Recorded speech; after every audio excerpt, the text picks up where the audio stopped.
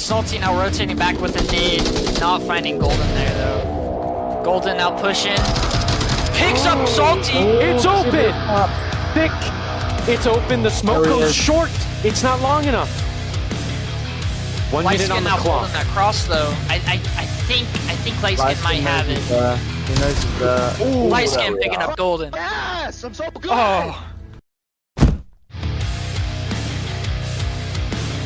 Resident City is now calling out to watch OBJ crossing. What a beautiful swing and a kill. 20 seconds now. Catholic, he's waiting. Lightskin waits for it. They heard those call-outs. They're pre-firing the doorway. Catholic does not give that pick. 10 seconds now. Here comes Lightskin. They're pre-firing. They find a kill. They got 5 seconds that put into uplink. But no, Texans can't find it. They pull out the tablet. They don't. It's 2 seconds. And Gramster doesn't give in. It's a one-on-one. I heard them all as I was going through. And so I knew where those three were. And I was just hoping that it was just those three. So I swing the corner and I kill him. And then I didn't see any victory signs. So it's like, oh my God, like I don't have enough time to cap. If I would have memorized the code, I would have most definitely capped it. Lightskin is there, and we are going to see a cap. By the skin of his teeth. Oh my gosh, here comes Lightskin on the swing. They don't pull the trigger, they do at the last minute, but they might get shot in the back here. And there it goes, Lightskin finds us. We did a lot better than we expected. Especially the win with Proteus, we were all kind of excited about that because we didn't expect that. They have the earlier angle onto Shinobi. There goes Peas finding Playboy Goats in the south. Salty finding Shinobi. Well, I do know my mom's definitely going to watch it. And if I send the links to my friends, maybe they might watch it. I'm a wrestler and I'm kind of, just used to all eyes on me. You stop caring about what other people think and you're more so focused on what you need to do at that point.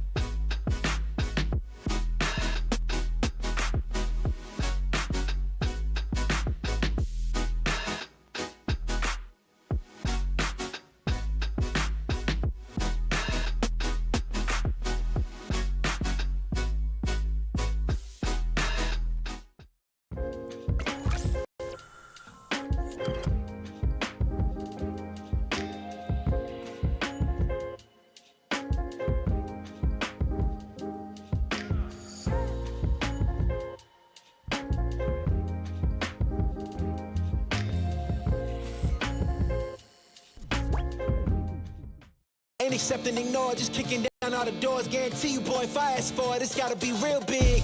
I gotta make it just for my kids and for their kids, just kids. That's wealth, years and years. Promise my brother soon as he out and finish this bid, we finna do it bigger than anybody ever did. The odds is real big, jobs that's real big. Satan trying a little, my God is real big. Stayed up on the grind on the cards is real big. I gotta do it big, the only way that I can live.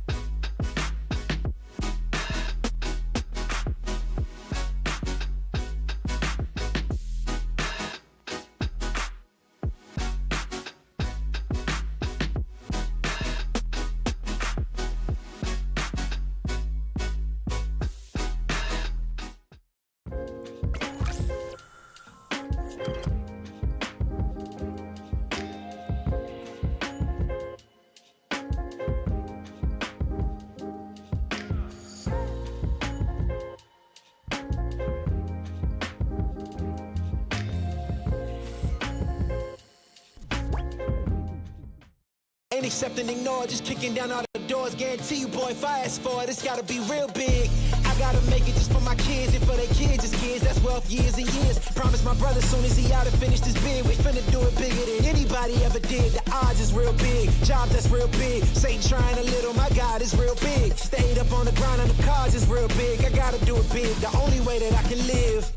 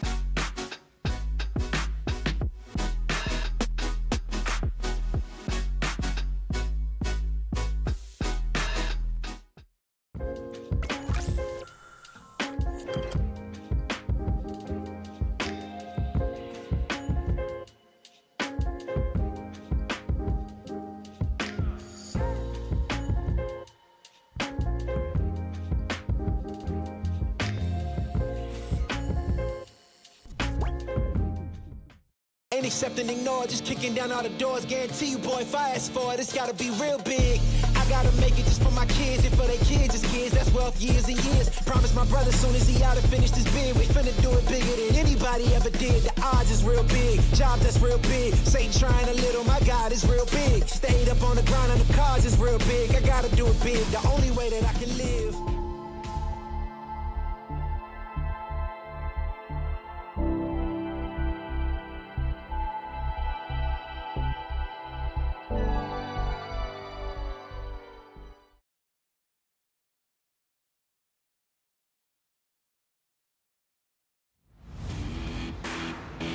Hello and welcome to Stream B for the NA Round Robins Group B. My name is Chumbe. My co-caster Shipwrecked. We're here. Dark Tidings versus Latin Force. Dark Tidings is on Marsoc. Latin Force starting off here on defense on Volk. First, the first map of the day is Snow Peak. First objective is in Killbox, and we got some early picks here. Round number 1 underway. What a early kill onto Mexicano on barrels. Beautiful pick by Care Bear. Yes, it was. They did take advantage of that quick spawn, but now Latin Force is aware of this possible north push. Interesting play here by Azteca. They have a molly ready to go, but I'm going to mark that one down. Jeez. Seems to be a fairly even split here, Shipwreck. Tell me if I'm wrong, but Dark Tidings seem to want to attack this objective from all sides. Yeah, it does look like that, and Latin Force, they're hanging real close to OBJ. They are down 1, and Ivan, he's over here in the sea tunnels. Yeah, this is a massive one.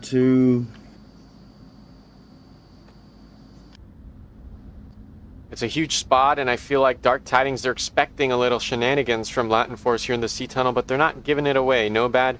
Playing a little conservatively, but they're on the move now. Ivan should be hearing these footsteps in just a moment.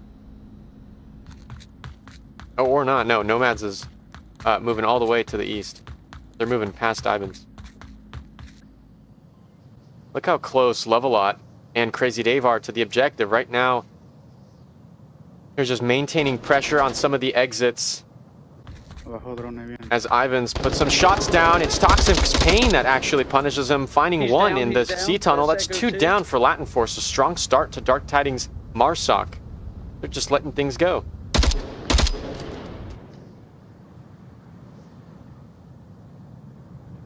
Yeah, hunkering down. They've got 3 in the objective room and allowing Dark Tidings to just completely surround them. Everybody's coming into their setup. Take a look around on Azteca here on Cam 1. They've got a Molotov and a C4 ready to go. I'm wondering where that C4 is placed. Whether it's in a... I've been looking for it. I don't know where it could be. You know what? Oh, I found it on camera 3. Oh my gosh. We've been looking at it this entire time. That's an amazing spot. Yes. I mean... Would they see a flash of Azteca, but... Oh, they throw the molly now. It goes a little far.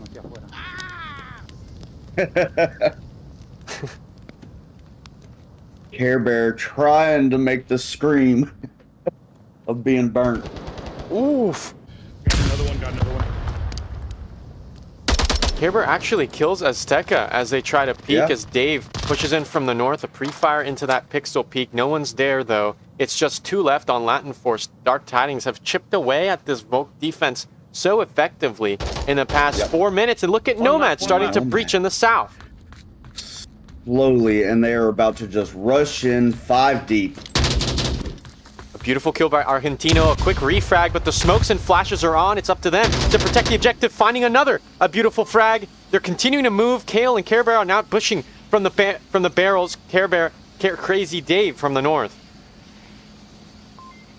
Marsac push has slowed. Shipwrecked predictions. Oh, man. Argentino, he can hold it down. There are some pretty cheeky spots you can cap from that he doesn't have eyes on. The C4. Oh, there it goes. There it goes. Dark Tidings. They lock on to the last Volk. Not a lot of places that he could have been. You're absolutely right. Yeah, trying to have a 360 coverage without having direct eyes on all capping locations is extremely difficult. Right. In this situation. Yeah. Yeah, no, it's amazing he was able to pick up Nomad and Toxic Pain inside Killbox. An incredible 2 frags, making sure that it's just 1 point to Dark Tidings and not 2. A very strong start here for Dark Tidings, but a great save by Argentina. Yeah, absolutely. Thank you so much to all that are tuning in to the chat. We've got a total of 8 people. Well, we're used to like 40 from EU and whatnot, but no, I'm glad it's a small crowd for now. Things are going to get the heat's going to get turned up in a couple rounds as we approach, the defining matches of who is going to continue into the regional semifinals. Let's see.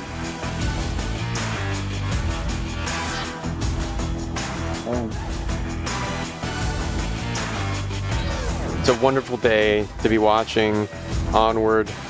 Dark Tidings, a huge name in the game, and Latin Force, the real underdog in this Onward story. This is one of the most incredible matches, and Latin Force, they actually have the quick spawn in the far south. I mean, do you agree? All of them are rotating out. This is not the spawn that they wanted. Look at this. Yeah, all of them. They don't want to take tunnels, or they may be pushing up 2 C tunnels and give Nomad a run for his money. Yeah, up over here we have an incredible flank by Kalianon, and Shipwrecked. Kale is known for being a sniper. That's Kale's realm, and they are just bum rushing this area and trying to find coverage of the lakeside.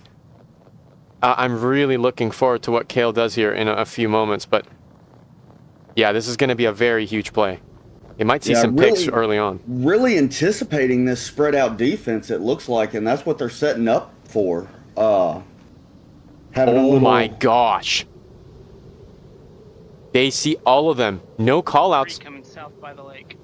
There it goes. A beautiful call out. Kale with a massive overwatch onto the Marsoc push. That's just about... Oh, just getting drone ready. is Oh. up. The drone is in the air. Shipwreck. All Kale right. put some shots in, so Latin Force 100% know that there's a Volk here in the far north, unless it's Yes, suppressed. Actually, They no. are trying to locate him with the drone, it looks like. The drone's not directly over him, but far enough to where it doesn't give those audible cues. Kale spots Azteca here on the bunker as well. The big question is whether he can find the kill. Because he... Oh my god, Chileno getting taken down. Ooh, might have spotted something. All right, I don't know if the call out was made. He is leaving. The drone's leaving North Hangar and now focused on the who's he trying to spot out? Maybe trying to see Care Bear outside of objective room.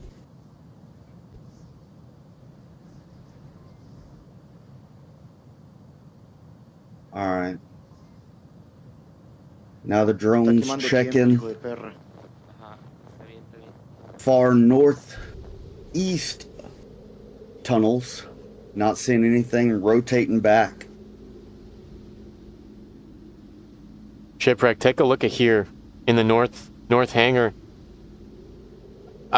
This is massive. I mean, Kales is completely controlling this area. Latin Force, they are hesitantly approaching the bunker lane, whereas in other situations they'd confidently be pushing onto it. By now they would be on barrels where Dark Tidings were at 2 minutes 40 seconds. But look, they're struggling. Kale is the perfect distraction, the perfect cover as Argentino goes down. Yeah, just really stopping them before they even come close.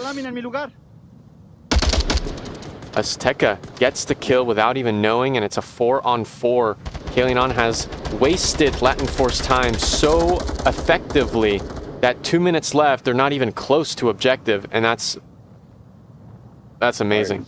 Mexicano is coming to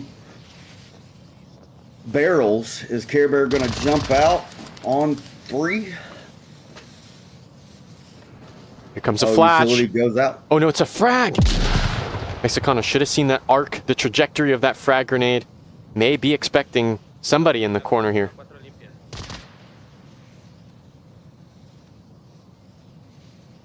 I think Care Bear is just letting them push and stack up on this doorway. There's 1 minute 30 seconds left. Not a lot of time. There goes that flash. It's gonna catch Mexicano. Oh my gosh, it doesn't. A kill with the Virtus. The barrels protect them from the flash. Minute 20 seconds. Oh, smoke going in. Oh my gosh. A lot of pre-fires. Oh, Aztec coming around to the north door. These smokes are insane. Argentino has breached. Crazy Dave relocates, pre-fires through the door, through the smoke, and catches a second.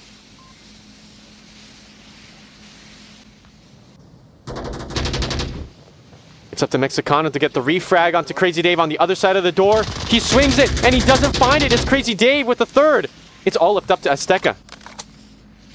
Makes the push in. Oh, rotates out. Toxic. Oh my god! Wow. Dark Tidings just stopping them. Wasting a lot of time really elevates everything. Now they're stressed. They've wasted so much time just getting to the building. And just, Absolutely. Super unfortunate. But yeah, wow. I cannot believe Toxic won that. Azteca had him on audio cues and everything. I'm blown away by Dark Tidings. This first round against Latin Force may very well go into their hands, but it's up to Latin Force to show why they were able to make it past the Challenger Cup. They have to do it again, but this time against the top 7 teams in North America, and that's a big ask. Yeah. Next objective, Shipwrecked. Walk me through this North Hangar one. What I'm confused on is what can happen depending on the spawns. Look at Dark Tidings spawning directly east of OBJ. What can happen here? Yeah, so right here, coming in on that strong north push, they can catch. Dark Tidings has the opportunity to catch a lot of Latin Force on their rotations going to their defense positions. I don't think that's going to be too much of the case, because in the first objective, they really didn't stray too far away. But it looks like Dark Tidings isn't taking advantage of the quick spawn. I don't think they are. They were just waiting for that drone to give some reconnaissance. I believe Kale should have called out that they have control of the bunker lane as they rotate around with the sniper. Most of Dark Tidings are pushing down south, and they're waiting for aggressive crosses. Care Bear being one of those. They see some shots, nothing connects with the Scar. They got that 2 times. Mexicano could be in danger.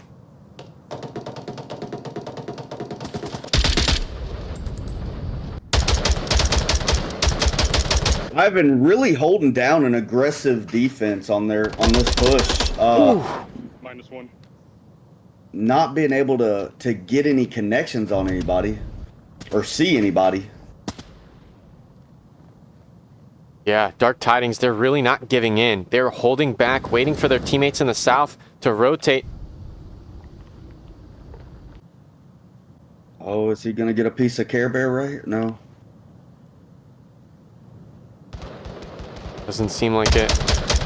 Crazy Dave sees all of these Volks inside objectives. Somehow, Chileno is under fire. None of these shots connect, though. They're safely behind cover as Kale peers deep into the enemy territory. It's a massive peak in the far north. Care Bear looks like, is he coming out of C tunnels? Yeah. Yeah, C tunnels, yeah. Yeah. And Toxic making it to the bunker. Massive spot, yeah. Yes. No one's really paying attention to bunker. No, I think Latin Force are doing it perfect. They're not peeking, they're not giving away those kills. Mexicano, losing Mexicano was enough. You know, Ivans, he wants to get a frag before going down himself. But look at this. Just a slight push to move slightly more to the right, and Toxic could have found the backside of Ivans as they're hiding behind cover currently. This is really dangerous for Ivans because they're gonna get pinched, and I feel like he feels this pressure from the south. Well, I mean, he's not even focused on the south. I think when Ivan goes down, he's gonna be, where did that come from? I don't know if he's peeking, just looking, and not looking down the barrel. But yeah, I don't think he has any awareness that Toxic's that close to him. Oh, he checks that spot, yeah, and I've seen Latin Force love that up on the bunker. Toxic using some research Tidings have done on this Latin Force team, and clears out one of the spots that they have rehearsed. Latin Force is a huge player, and it's so satisfying to see a team like Dark Tidings really do their homework. Yeah, Care Bear is setting up in the far south. I don't know, is he going into Sniper Tower? Yeah, they're paired up here with Levelot. Care Bear with rocking a 3-1 KD, Nomad with a 2-1. These two southern fraggers, they're going to be coming up from the back onto Latin Force, and it's up to Azteca to do some damage. There goes Care Bear, yeah.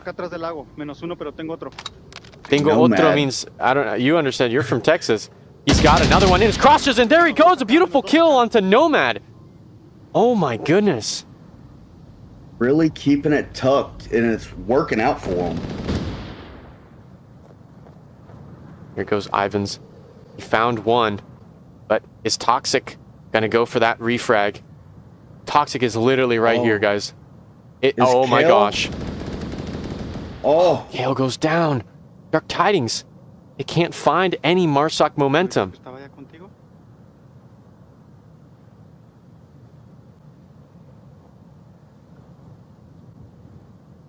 Toxic definitely heard that AK-12, and I think in his mind, he's thinking, I need to sneak past this AK-12 guy. Hope that he won't crash back to objective, because we only got one kill. No, Toxic is peeking just in case, and there he continues. Yeah. Hassan Ivan. Wow. Getting him. Oh. That's huge. Does Aztec have a... No, No. he doesn't. He may hear these footsteps in just a second, but Snow Peak, it's a very loud map. The ambient noises of snow and wind, it's super loud. Here comes the steps, and he finds Gear. Oh my gosh, where's Ivan when you need him? Almost lines up a second, though Ivans shoots. That's a flash, and it's gonna catch Toxic. He's a little exposed to the double from Argentino. 30 Ivan seconds, what can he do? Pray for the best. I mean, he has a lot of vault to push through in order to get this cap. He's flashed again, a third one. A good solid frag in there would be helpful. But oh yeah, I don't think Toxic Pain had any utility. Yeah. Jeez. That was a tough spot to be in. 100%. Tough spot. Time management seems to be quite the issue. Indeed. You want to have a little bit, you want to have some wiggle room more than 30 seconds on objective.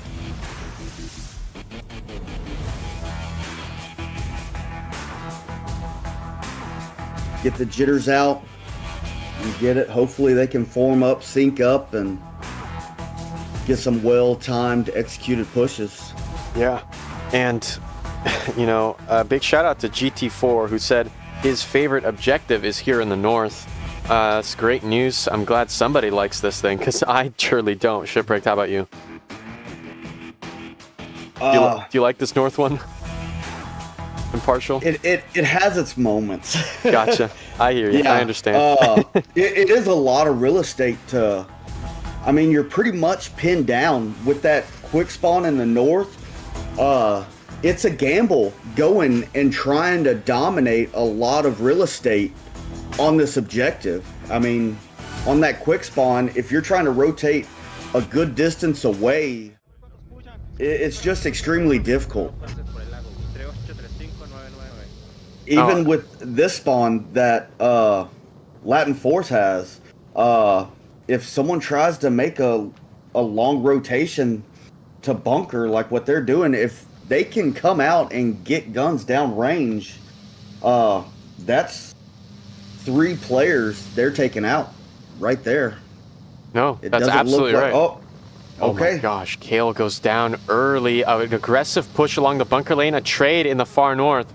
On the west side of the bunkers, Nomads. I've seen Nomad do this aggressive West Lake side push so often, and look at that. Just like that with that revive coming through, it's a 3-on-5, and that's a huge disadvantage for Dark Tidings.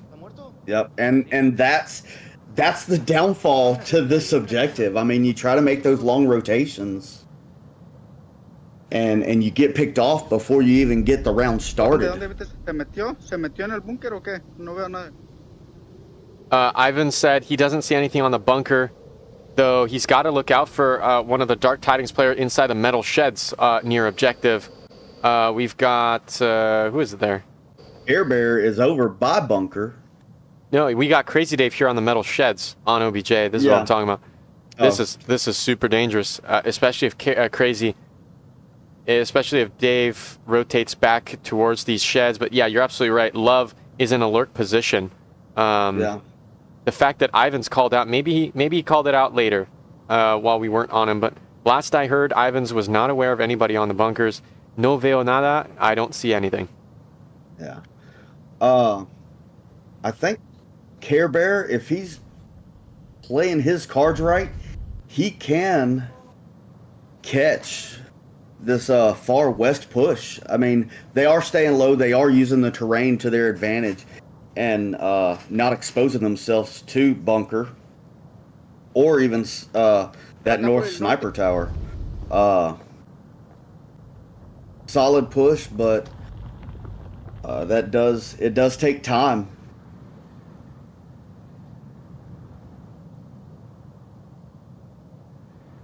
Yeah. Here we go.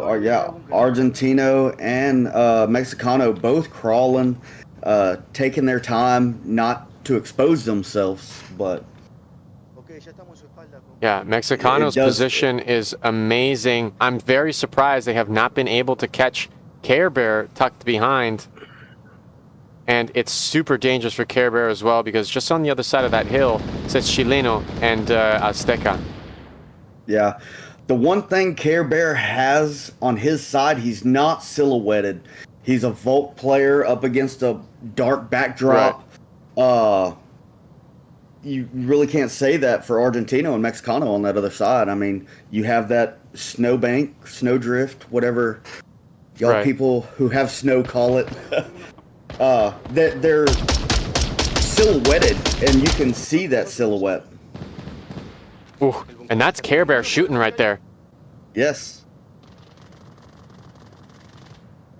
He also hears those on the bunker. You're absolutely right. No longer do we have the white-colored uniforms on Marsoc.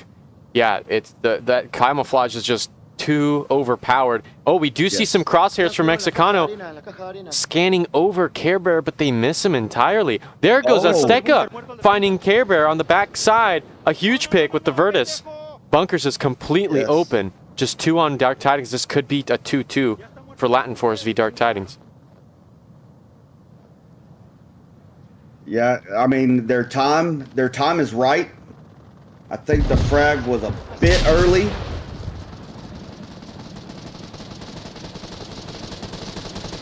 Now, it's up to Dark Tidings to hunker down and not let this one go. Look at Mexicano.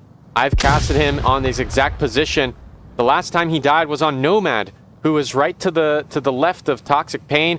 If Mexicano will be ready for it, that is the question.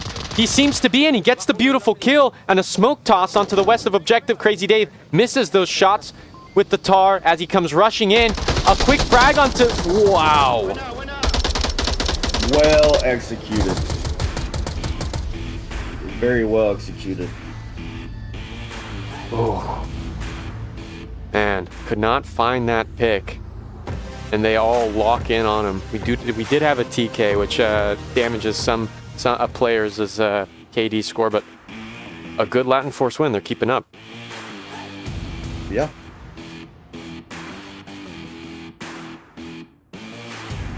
This objective over and done with. Shipwrecked. What are you expecting now? Because at first, Dark Tidings won 2-0, and now Latin Force bringing it back 2-2. On objectives that are open, such as this mid one, are you leaning? Any predictions leaning a certain way?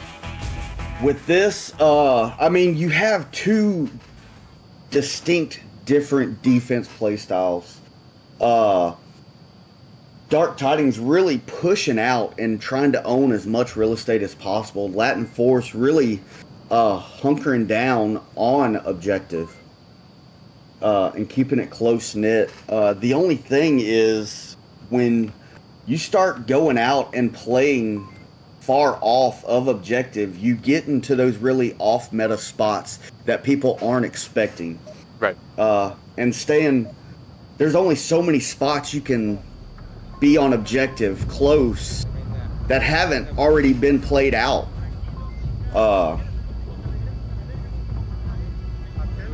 So... with that being said,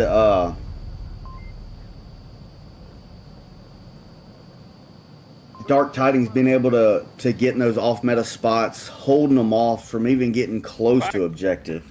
Stack on things. But it does look like they are adapting and making changes to their plays and yeah, and I think through. For Dark Tidings side, Kale is such a big asset. They're always running the drone on these big maps, and I think that's why Latin Force was kind of struggling. You know, maybe their strats are now surrounding the concept that, hey, your position is going to get called out. Yeah. No, they are adapting, it looks like. They are not holding as close to OBJ as they have. And really spreading out. And you have Kale making a far north rotation, trying to get a solid vantage. And Nomad and Care Bear already in the north. Coming in, gonna contend, or Nomads. Yeah, Alright, call-outs have been made on Mexicano. Oh, no one spotted him? Oh my Yes, that's gosh. south. Not connecting on him, but Nomad is firing at him.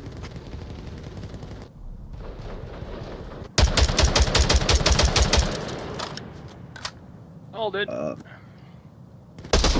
Care Bear not giving up his position. Ivans goes down on the C tunnel, but look at Azteca's position. Ready with intel. Here's those audio cues. Heard those callouts from Toxic as well. This could be a quick frag, though. Toxic may be expecting this. No, Azteca finds him. Beautiful pick. It's an eye for an eye here in the center, but you're absolutely right. This bunker push, Azteca's got to be ready. They're getting pinched from their west, from their east, as Mexicano more shots ring out, and they finally catch Nomad with the headshot. Care Bear is in position to try to get the refrag on Mexicano. He hasn't given up his position and fired any shots just yet. Right.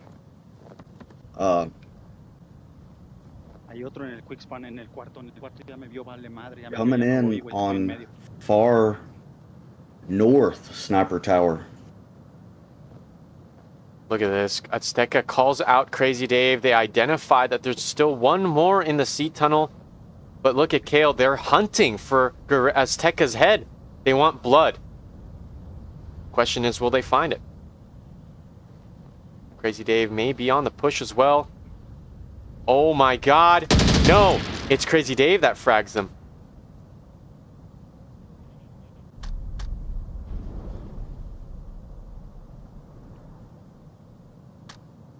All right. It's 3-on-3. I'm waiting for this guy north to rotate. All right. Care Bear not. He is waiting on the rotation, and Mexicano is rotating back, not sending any shots, just giving out intel. Crazy Care Bear may spot this rotation. Oh my gosh, what a pick. Got the north guy. That's an experienced player right there. Not popping off shots, letting his opponent make this fatal mistake on this rotation. Yeah, and it's just two left on objective. This configuration, there's one on the south garages, Chileno here on the Hesco wall. The south is really exposed. If a smoke wall comes through, Chileno has to crash onto objective and shoot through the smoke, and that's a really uncomfortable position to be in. What can Latin Force do that will prevent an uncomfortable situation like that, or is that just inevitable? It all depends on what Care Bear does. He is firing shots. I don't know what he's firing at over there, but I think he's confirming a body. Something. Okay. So that's really throwing off Latin Force right now. They are aware they lost someone in C tunnels. They're not sure if it's a trade. But it's always smart to count it as not a trade. So they know they have someone in that area. They know they have What's alley? Care Bear over here in South Hangar making shots. Yeah, smoke that. I don't think Kale has fired his weapon, or any callouts have gone out on Kale. So Crazy Dave and Kalianon coordinating here, tossing flashes and smokes as Care Bear now pinches at the same time. I mean, did not hear any callouts of when to push, but with a minute left, they seem to be coordinating this north push a little bit faster than Care Bear. But yeah, they're being thrown off. They heard those scar shots in the south, and now the north. Chileno's not worried. Okay, he is aware, and Care Bear was able to make the shot. Oh my god. Argentino is crashing objective. No way. Oh, Get out of here. It's a cap by Care Bear as Argentino Going for the crashes cap. onto objective. Dark Tidings could turn this into 4-2, and they do. Oh my gosh. quick and painless. What in God's name? A lot of experience. They didn't know if anybody was in the little Connex box shed. They pre-fired it. They know that you can penetrate that building. They pre-fired it, and they open the door. I like that staggered push. Just they go in, make noise, and allow Care Bear to just sneak right in and go for the cap. I was watching. Executed. Yeah, definitely. I was watching Kalianon and Crazy Dave pushing from the north. The Marsoc push seemed out of sync. It seemed that Care Bear was a little too far away. Love a lot though. Went in, got the kill onto Ivans onto Hesco wall. The Hesco wall was exposed. Argentino crashed, but Care Bear saw the opening and they plugged in those 7 digits and they got a 4-2. I mean, that is a masterclass in coordination and seizing opportunity when it's there. You know, I feel like that's what so many players struggle with is they wuss out of punching in the code. Either they don't memorize the code or they just kind of freeze. They don't know what to do. And they're hunting for kills and they're not coming in. So yeah, they panic a little bit. Beautiful, beautiful 4-2 by Dark Tidings. It's up to Latin Force to bring a map win for map 2, folks. Chumbait and Shipwrecked. We'll be right back.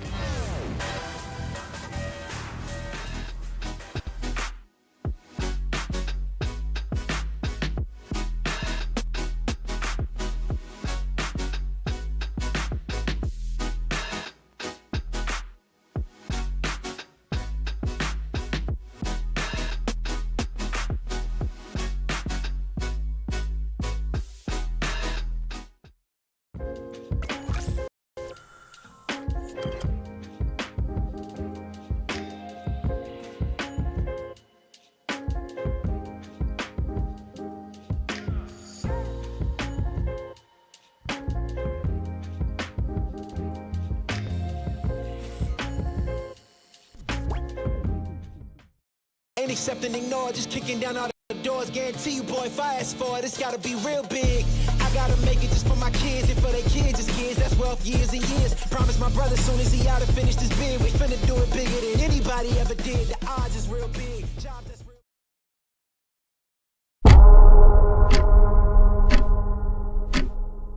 There goes the headshot. Astutis finds the refrag. This could be a double. Here's one. There's the double. It's all Every breath, every move, every second. In this game, everything counts.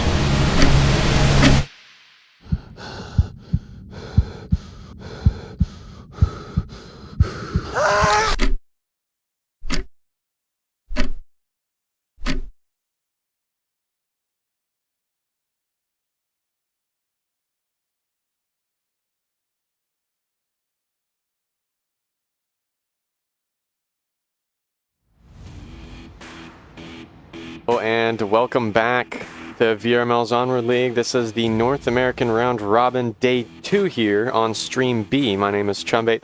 Unfortunately, my co-caster had to dip out. Family dinner. Hey, the holidays call and family comes first. And that's what we always say here at VRML. Make sure you prioritize real life first and prioritize yourself. Mental health is the #1 priority.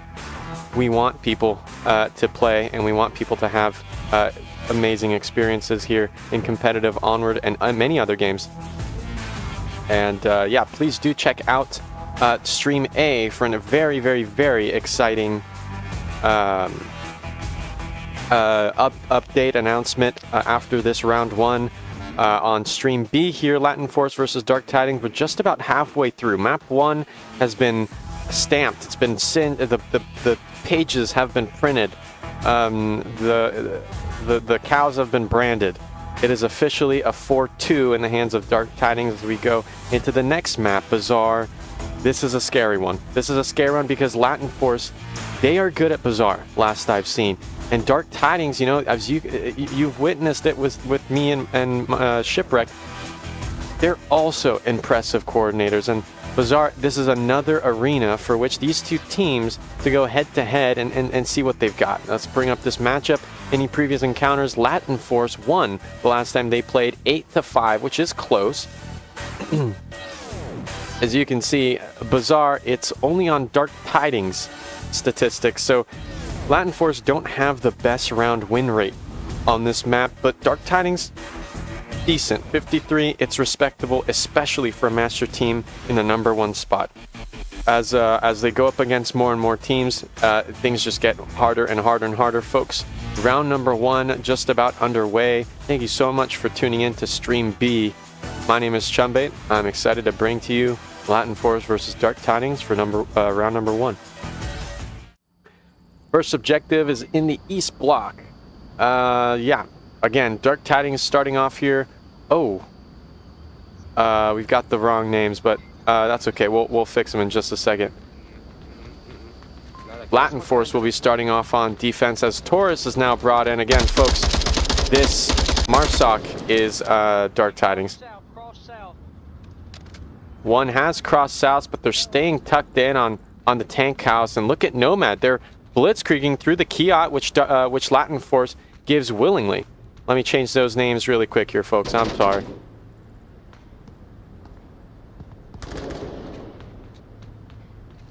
Okay, don't say anything. I'm bad at typing. I don't want to hear it.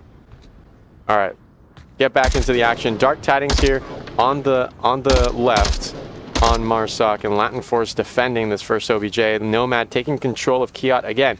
Toxic Pain making their way after calling out that south cross. It's Azteca that's putting pressure in the far south.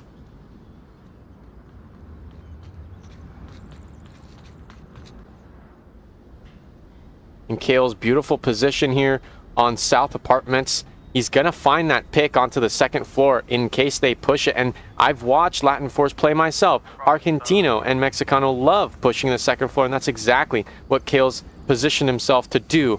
They watch the cast, they watch the round robins, they watch the Challenger Cup, and they're ready with a bunch of intel.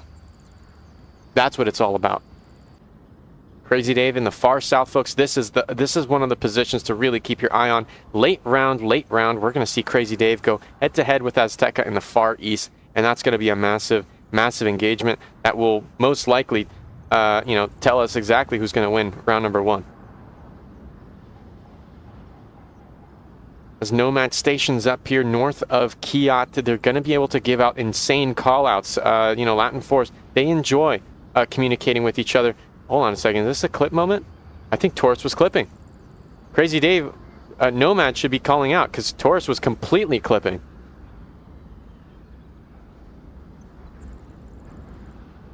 Taurus was clipping. Nomad should be calling this out. I have not heard anything yet.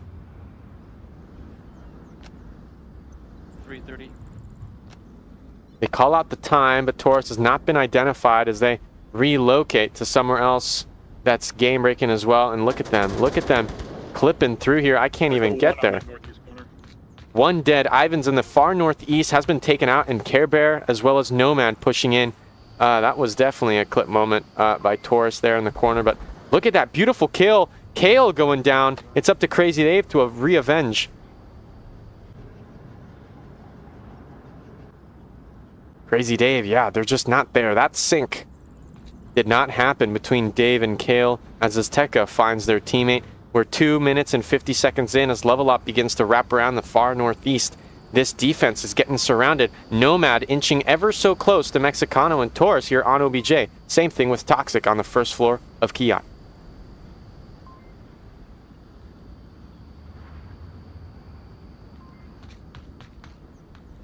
Oh my gosh. I'm pretty sure Taurus rotated and this part of the wall blocked Toxic from seeing that rotation, and then that wall as well. Interesting location, and yeah, Level Up ends up refragging Azteca for Crazy Dave, for Kale, as Toxic finds... There's at least one in the OBJ room.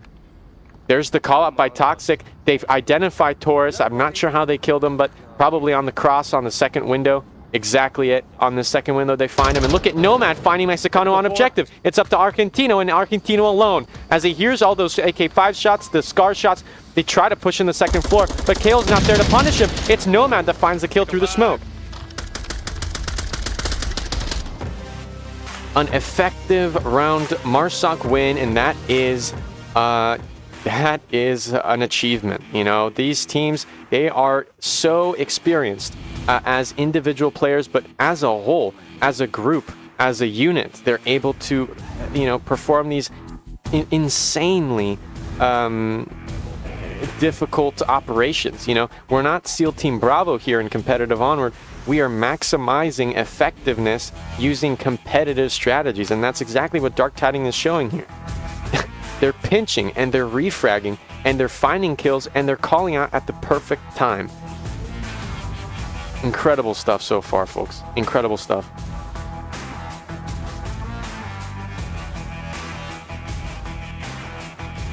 Thank you so much for those who are tuning in so far. Nominic, Rypik, Mastakilla, Cletus, as well as GT4 Views. Williams, welcome back in action, and William Kober, thank you so much for supporting the stream.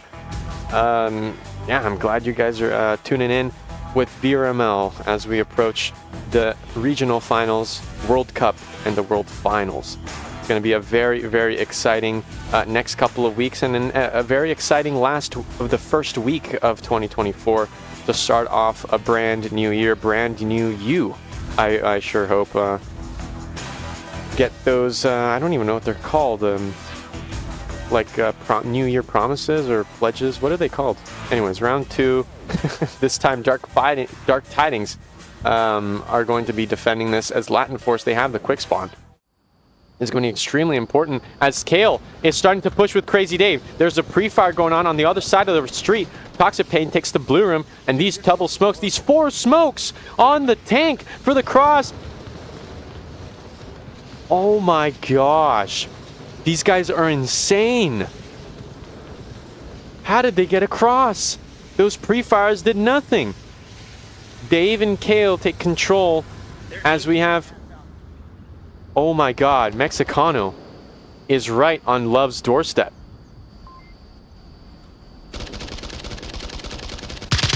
Some shots going out.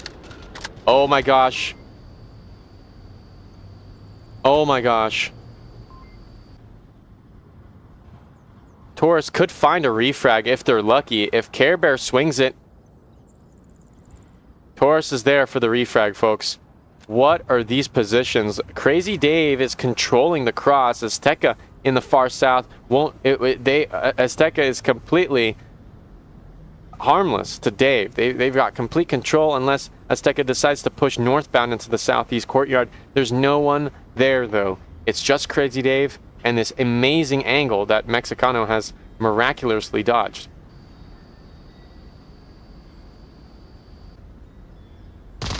Oh my gosh, and Azteca nearly misses Kale by a hair as they rotate back south. Kale should have gotten that call out in as they rotate northbound. Let's make sure that Mexicano does not move. And Argentino goes down. Care Bear with an incredible headshot. And beautiful, folks. This is Care Bear resting up his old knees. Oh my god, he gets the trade and some more kills. Guerrero taking out Crazy Dave as well. It's Toxic Pain and Kale that have to crash back to the objective. This is not a good look for Dark Tidings. That confirm comes out. It's an unofficial 2-on-2 as Kale controls that cross from the south. It's up to Toxic to defend the north in case Taurus decides to rotate all around through North Alley. Azteca's in danger.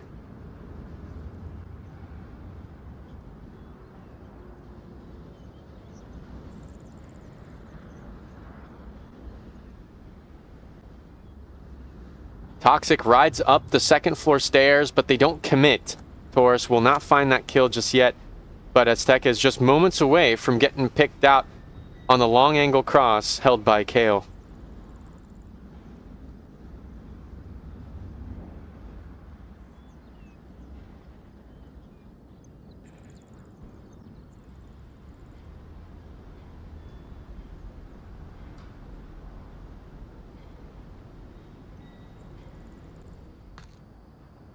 Taurus making some moves, definitely in audible range. The Toxic pain on objective. And it's a standstill. Latin Force, they're not moving here. Azteca actually does rotate, and that's exactly when Kale rotates as well. They might be pushing onto the ramp. At the perfect time, Azteca hides away behind a Hesco, and that is incredible.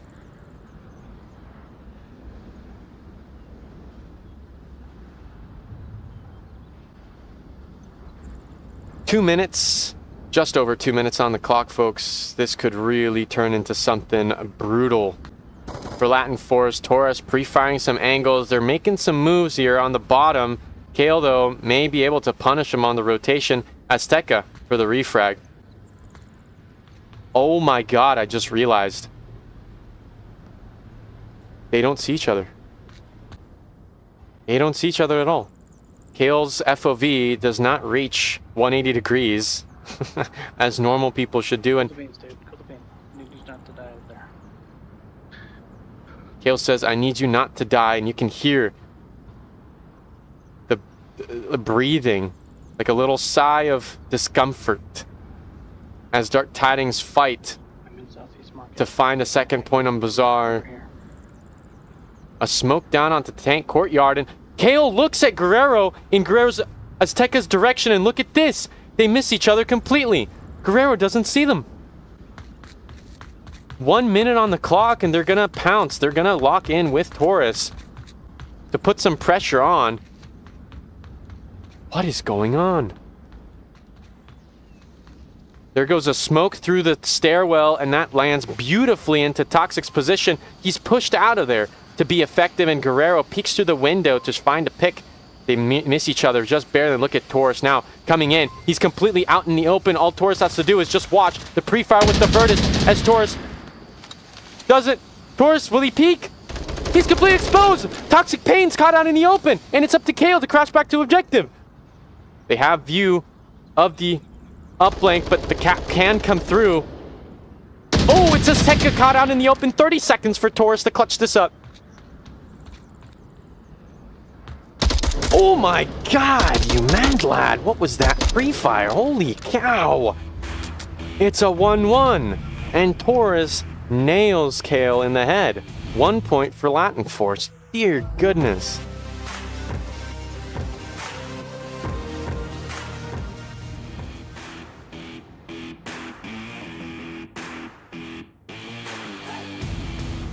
A massive win for Latin Force. A close call, but absolutely highlight worthy. Great coordination between those two players. It feels good, solo cats, and I haven't done it in a very long time. Been a very long time. I miss it. And look at Williams. Please knock these dudes out of the round robin. End quote.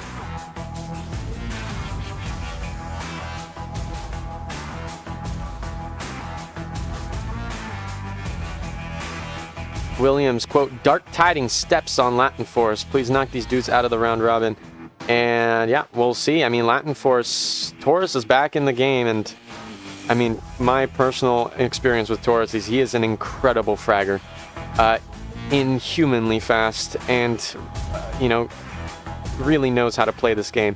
Folks, we're here into round number 3 for Bazaar. Map number 2 of Dark Tidings versus Latin Force in round 1. Next objective is in the middle. This is a Latin Force defense as Dark Tidings spread out from the west spawn. Look at this push. Look at this push. Look at this.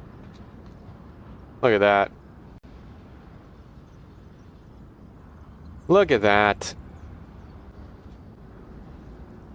Look at that. That's what I'm talking about, dude.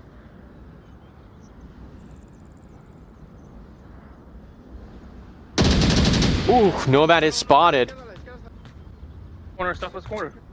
Southwest corner has been called out. Torres family has good control. Great control, really, with Mexicano in the east. I mean, you know, Latin Force, they must have done their homework, you know. Back in Season 11, in their founding, a completely different roster apart from Ivan's. They were silver, folks. Silver. And here they are. Diamond ranked, winning a Challenger Cup final, and, you know, qualifying for the round robin. Toxic Pain, a beautiful kill onto Argentino, a headshot to clean things up. And Azteca is right here knocking. Look at this spot. Toxic, if they expose themselves just even a little too much. Look at Guerrero's position. Ivan has to maintain a strong angle in the west in order for Azteca to continue in this position. It's so exposed, but it's also so off meta. Some shots between Ivans and K. Oh, whoa. Torres going down. Love finds them in the southeast corner. Azteca sees Toxic in a headshot into kill room. Nomad puts some shots down range onto Ivans as they rotate off. A good kill. It's a 3-on-4 for Latin Force as Nomad is just patiently waiting for Ivans. A standoff, if you will, at 4 minutes left. The Latin Force defense has contracted. You know, they don't want to let another cap through as they did on Snow Peak. They do not want to let that happen. I feel like there's somebody on this street, like in those little nooks in the street to the west here.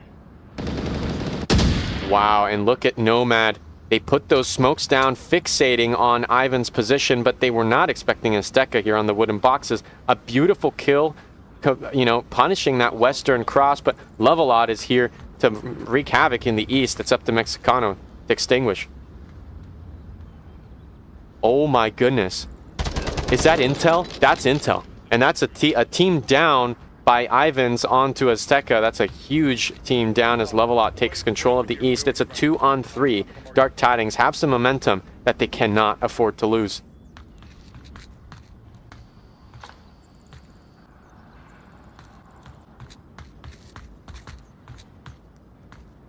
Care Bear controlling the south. I mean, Latin Force, they are aware that the map control... Oh, a nade out. The map control is in Marsok's hands, and these two last defenders, they have to coordinate. Make sure that they cover the objective, make sure that they cannot slow walk onto OBJ. That's Ivan's role. Not anymore, though. Bye-bye. Lovelot coming from the south. Oh, and Crazy Dave finishes them off. Guerrero Azteca just wanted the 1 point into Dark Tidings' hands instead of 2. Wow, 2 minutes, 30 seconds remaining. Dark Tidings find yet another Marsok win.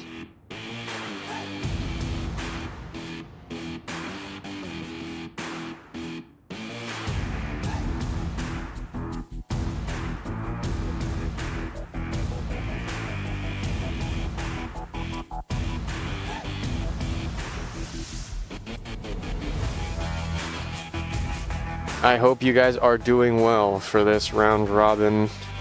It's getting pretty exciting, even in round 1, where some viewers are expecting Dark Tidings to stomp them. You know, Latin Force did not get 4-0'd, guys.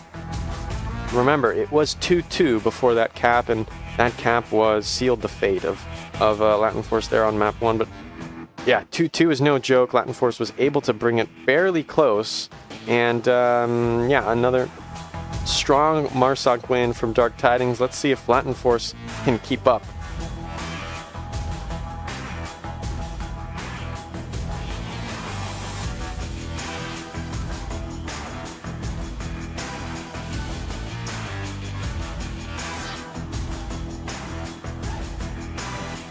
Some beautiful rounds there on Snow Peak, and blazing Latin Force offense there on round number 3. Sorry, round number 2. We're here, just finished round number 3, and yeah, Dark Tidings, they're just so good at pinching that intel onto Mexicano. Care Bear Lovelot, they just knew Mexicano was there, and they just were looking, and finally locked on. Mexicano did not expect somebody to know his spot that well. And yeah, next object. No, the same objective. Sorry, round number 4.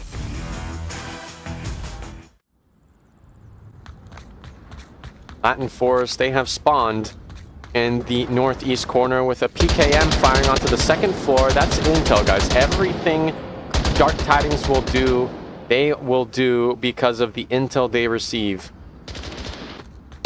And look at this. Will you see this? Mexicano finds Care Bear just walking up, trying to find Ivans, and they take control of the east, but not until Kalianon goes down. And there it goes. Mexicano punished for that aggressive peek, or that aggressive crossing. Oh, yeah. A beautiful eye for an eye, a refrag for the team captain Levelot. Is that a util? Oh, I thought I saw a util. Phantom utility lines I'm seeing here. Toxic Pain on the second floor of South Apartments. This is a huge position, a massive position, and I'm really expecting them to get some picks, especially late round. Though once that call out comes out, yeah, they've got to squirt out of there. Oh, they see Toxic actually run southbound. Ooh, Crazy Dave going down on objective. Nomad. What's your response to that? Huge pick from Market. Here comes Smokes flying in from Taurus. The pressure's building from Latin Force. Yeah, Guerrero definitely sees Nomad on their Jiggle Peak. Nomad does not identify Guerrero, and that Virtus catches him on the pre-fire. And there's the con from a headshot, the Virtus. The objective is completely open, and once those calls out come out, Kale finds a second. Ivan's going down in the far east. Here comes the wraparound. Oh my gosh, that nade is beautiful. It rolls so close to Argentino, and Azteca cannot land those shots. Toxic Pain punishing him. No, there's a trade. Kalianon founds 4.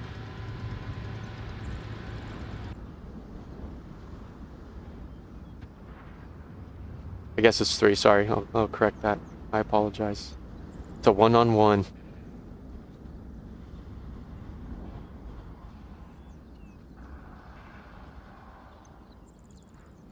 And it's so quiet, there's nothing to listen to because these two players are just so darn stealthy, folks. Oh my god, get out of here. Toxic. That's not allowed. That's not allowed. That was insane. An incredible clutch and a quick peek with with the gun ready to fire punishes Taurus on their slow crawl from the bazaar. It's a 3-1 on Dark Tidings. It's just one Marsoc win that they have won time and time again on both maps here. Just one more point and it's a 4-1. You know, all eyes on Latin Force to pull through.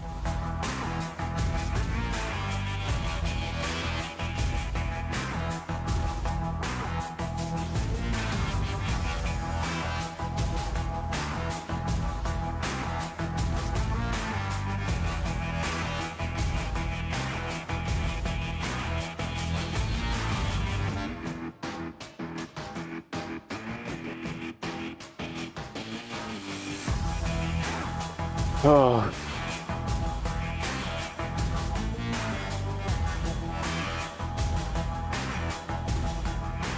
Thank you so much for tuning in, folks. Dark Tidings versus Latin Force, potentially a match point round 5 on now the West Alley OBJ. Again, my name is Sean Bates. This is the North American round robin if you're tuning in. Group B. Yesterday was a fiery, eventful day, and this is another one here from Viramel YouTube channel. Welcome, guys, to another YouTube video. I'm kidding. Here we go. Latin Force on defense. Dark Tidings, they are spawning in the far east, and this is a beautiful spawn because they get to punish the cross, and that is just so much fun as Nomad is here. What in the heck? Look at this. Oh my gosh, Mexicano takes control of Kiat swiftly. A G36 kill onto Nomad. Care Bear and Kale riding. on mid-road, as well as Toxic. Mexicano having control of Kiat. That is... That wasn't Nomad. He went upstairs on Kiat. Fox 4, did you kill Nomad? Box 4, 4 Dark Tidings remaining. Went upstairs. So he's upstairs Kiat somewhere.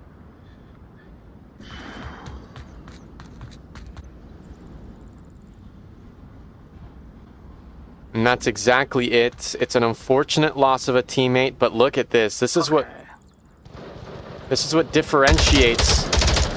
This is what differentiates Dark Tidings from other teams like Latin Force. They've made it to the #1 spot in the NA ladder because they communicate, because they just make less mistakes than other teams. And No, we still got 4.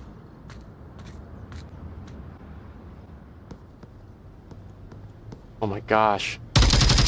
Oh my gosh. Toxic doesn't see Azteca. No call out. One's in West Market still. West Market, aka West Block, has been identified, and Kayla's just watching for any movement here, but no, Mexicano's not giving in. Mexicano is locked in on the second floor of Kiat, the east side, and they are watching for the late crossing. Azteca having shots put really close onto him. All of that far left building contained. Blind firing. Building that was right in front of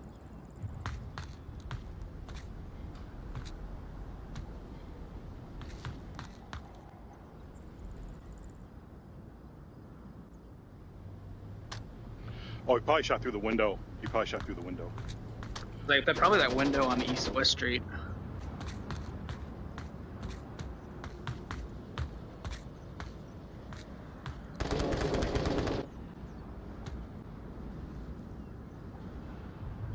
Toxic slow with these callouts. They're ready for the kill. Ooh, Azteca. So close. So close. Let's just soak in these callouts from Dark Tidings. Beautiful, beautiful callouts. Care Bear sneak walking into the kill box. No one's there on the blue room in the west. It's Argentino on Mini Market. See Kiat. He might have bugged out already. Crazy Dave is here on the north, and there's a long angle. Look at Ivans watching the north alley. Mexicano could peep up after a quick push. Oh my god, no! Mexicano pushes downstairs and Kale finds him instead. Dark Tidings, you know, they hold back. They wait for the Latin Force to kind of, I don't know, leak. They're leaking at the seams. I don't know how to call it. They're kind of disintegrating at the edges, and that's where Dark Tidings comes in to find a frag. And here comes Crazy Dave. May have seen a little peek of a head, and oh my god, Crazy Dave, you're crazy. You're crazy. That northwest building at the window. You definitely got it. You definitely got it. And look at Care Bear. I don't know if he's ready for Torres. Torres may be peeking. He could find this. Care Bear's making so much noise. There's the kill by Torres. And there goes the call out. There's Crazy Dave and Kale making their way from the north side. It's a minute 30 left on the clock for these teams. And Torres might get kicked that. Might get picked. No, Toxic finds Argentino on objective. The confirm comes out. Those are the only two remaining object. Oh my gosh, Toxic Pain goes down, and there goes the TK. Trigger happy.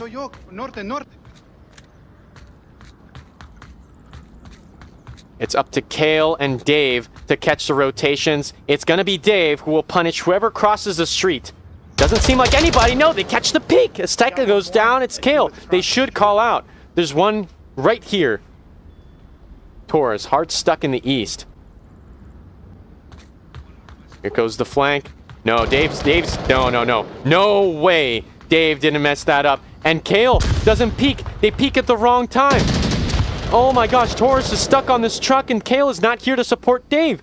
40 seconds now. The Marsoc push is being delayed and Crazy Dave finds the pick again. It's 4 points. That's it. It's over. It's Dark Tidings against Latin Force.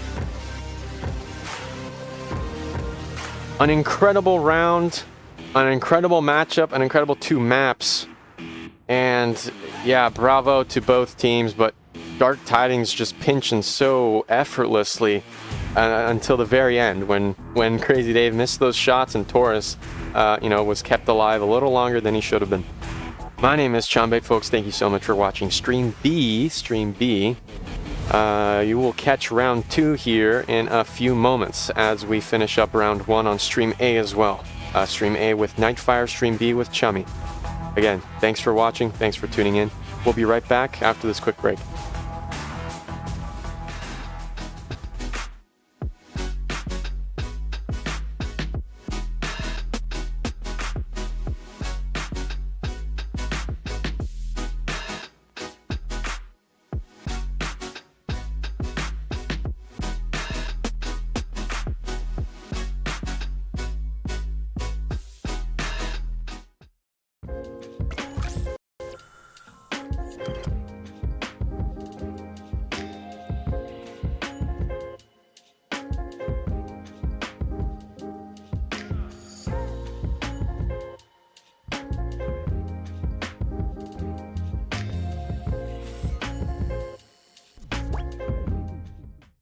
Ain't accept and ignore, just kicking down all the doors. Guarantee you, boy, fast forward, it's gotta be real big.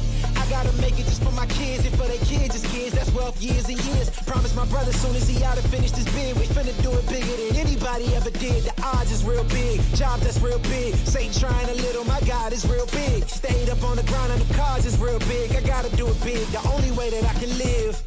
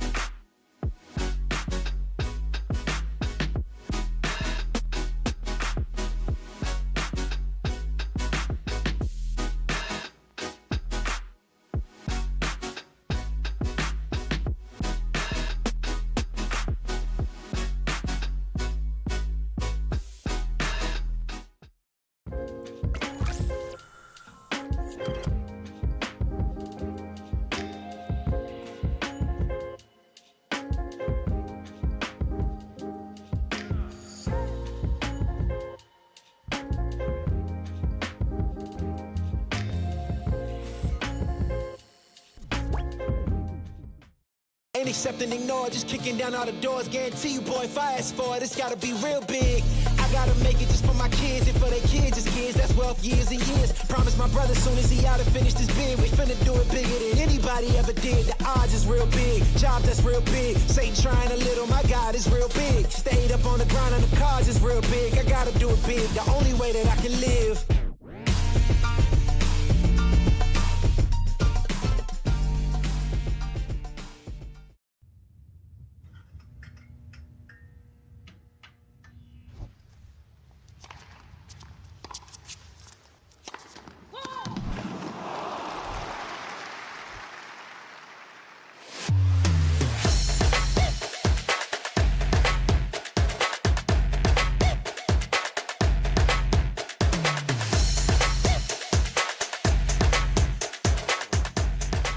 Salty now rotating back with a nade, not finding Golden there though. Golden now pushing, picks up Salty. It's open. Thick. It's open. The smoke goes short. It's not long enough. 1 minute on the clock. That cross though. I think Lightskin might have it. Lightskin picking up Golden. Yes, I'm so good. Oh. Peasant City is now calling out to watch OBJ crossing. What a beautiful swing and a kill. 20 seconds now. Catholic, he's waiting. Lightskin waits for it. They heard those call-outs. They're pre-firing the doorway. Catholic does not give that pick. 10 seconds now. Here comes Lightskin. They're pre-firing. They find a kill. They got 5 seconds to put in the uplink. But no, Texans can't find it. They pull out the tablet. They don't. It's 2 seconds. And Gramster doesn't give in. It's a one-on-one. I heard them all as I was going through. And so I knew where those three were. And I was just hoping that it was just those three. So I swing the corner and I kill him. And then I didn't see any victory signs. So it's like, oh my God, like I don't have enough time to cap. If I would have memorized the code, I would have most definitely capped it. Lightskin is there, and we are going to see a Tablets cap. By the skin of his teeth. Oh my gosh, here comes Lightskin on the swing. They don't pull the trigger, they do at the last minute, but they might get shot in the back here. And there it goes, Lightskin finds us. We did a lot better than we expected. Especially the win with Proteus, we're all kind of excited about that because we didn't expect that. Too. They have the earlier angle onto Shinobi. There goes Peas finding Playboy Goats in the south. Salty finding Shinobi. Well, I do know my mom's definitely going to watch it. And if I send the links to my friends, maybe they might watch it. I'm a wrestler and I'm kind of, just used to all eyes on me. You stop caring about what other people think and you're more so focused on what you need to do at that point.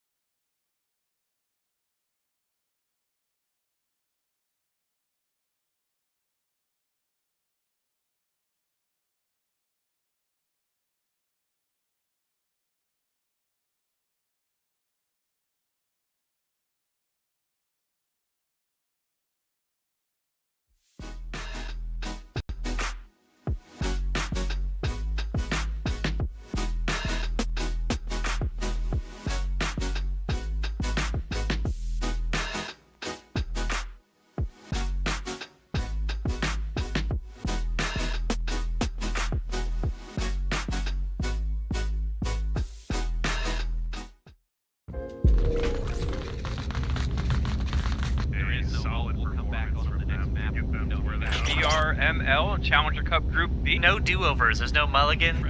In the struggle, who will rise? Undefeated performance from that high take final season.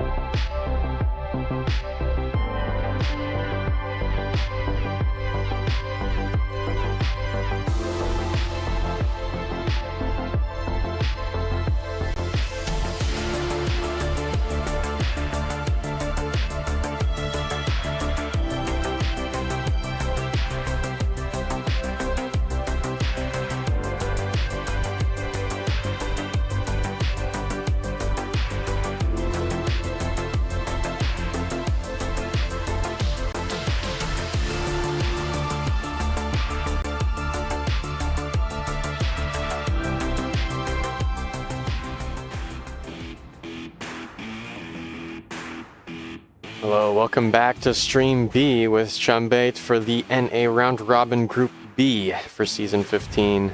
Again, my name is Chumbate.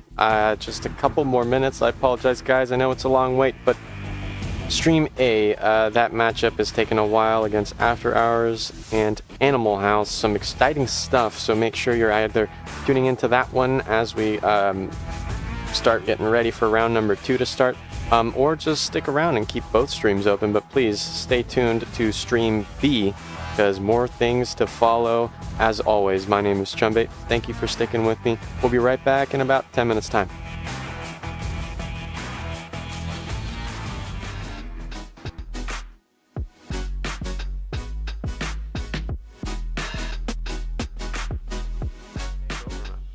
I mean, Salty now rotating back with a nade, not finding Golden there though. Golden now pushing, picks up Salty. It's open!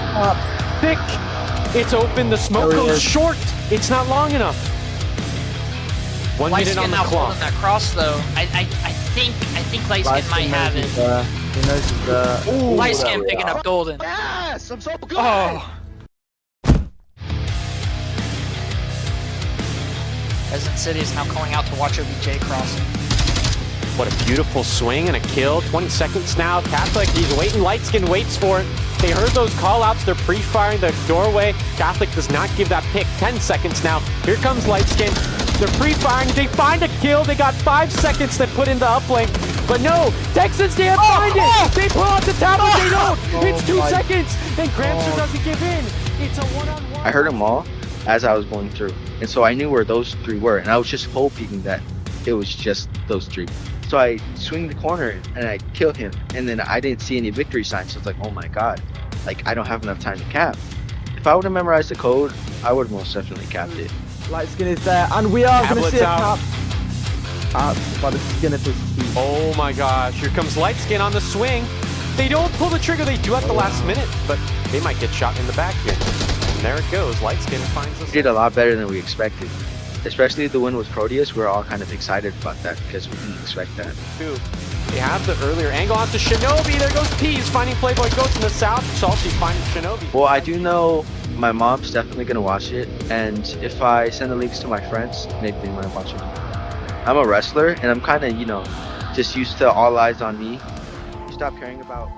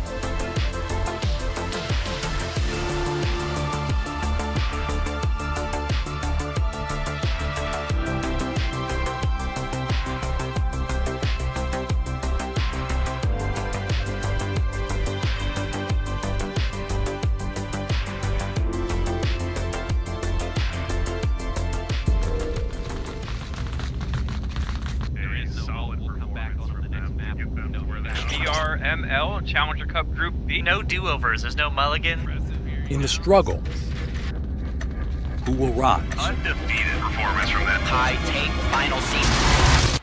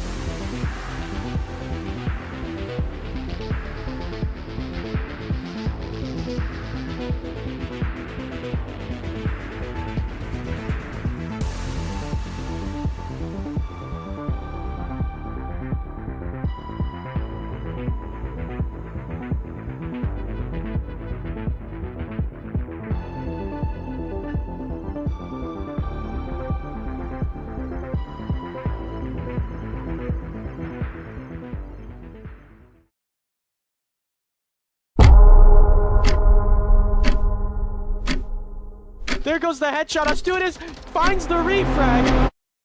This could be a double. Here's one.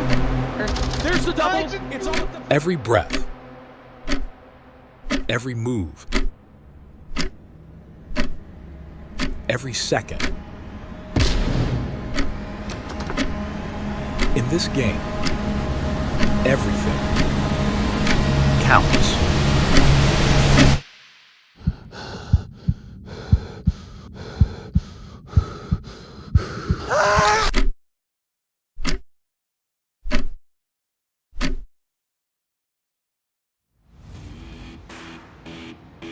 Hello and welcome back to Stream B for the Onward VRML's round robin for the North American region this season 15. My name is Chumbate. Some big news in the VRML community, folks. I'm really happy to announce Vale is partnering with VRML to start off this coming year 2024 with a huge collaboration for a preseason and most likely a season 1.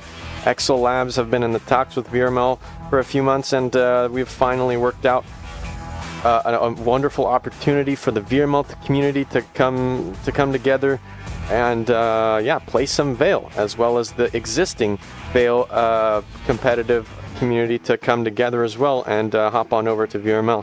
I am super excited. You will see me casting here and there for Vale as I share my workload between Onward and Vale. I'm super pumped. I'd like to announce and present this quick little trailer made by the creators team there. Thank you so much for tuning in so far. A quick little trailer for Vale and VRML.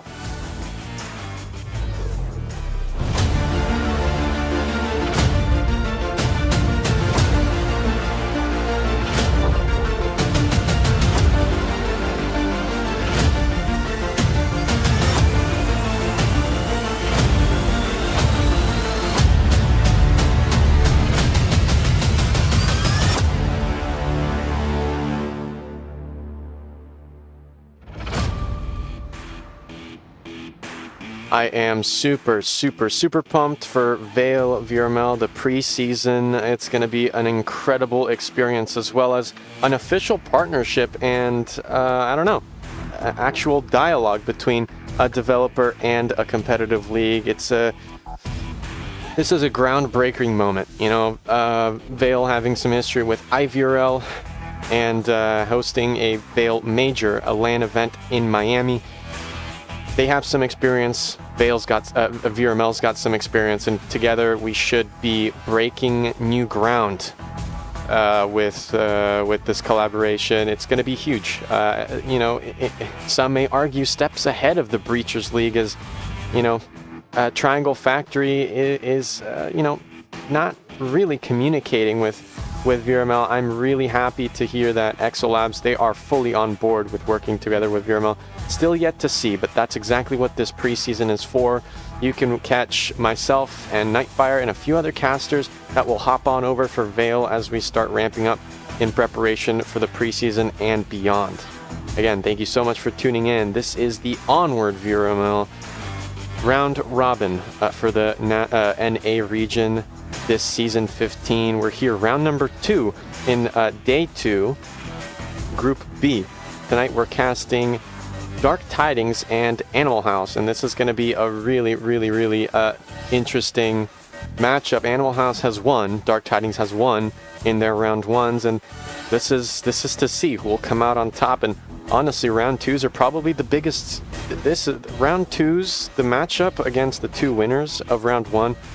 This is honestly a big indicator of who's going to come out on top.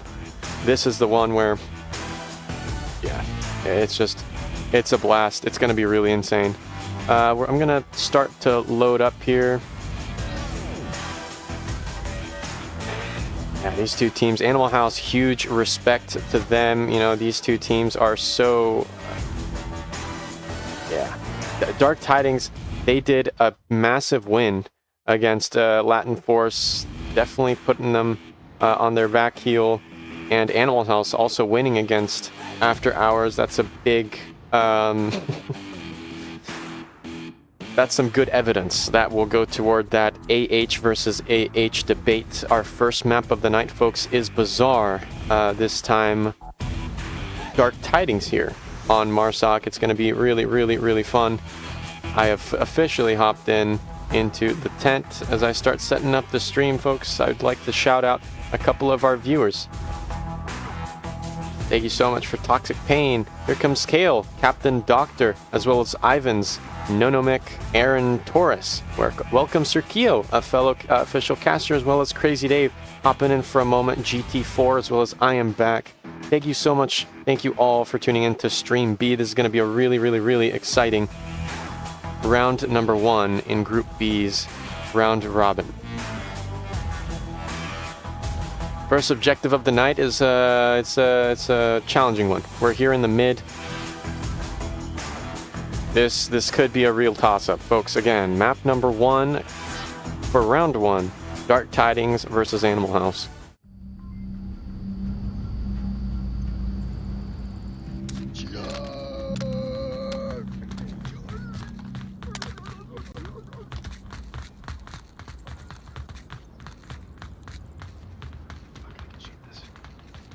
With the northwest spawn, I'm really interested in seeing this Animal House offense. Look at this, Lipinski. Actually, a fairly conservative position, not going too far. They have control of the southwest. Early frags coming out. Mobstar and OBJ. Tempest with the Overwatch 2 in the east. Shrix' spot is going to be a real contender for some massive picks, though. It seems to be a center-heavy push from Dark Tidings currently.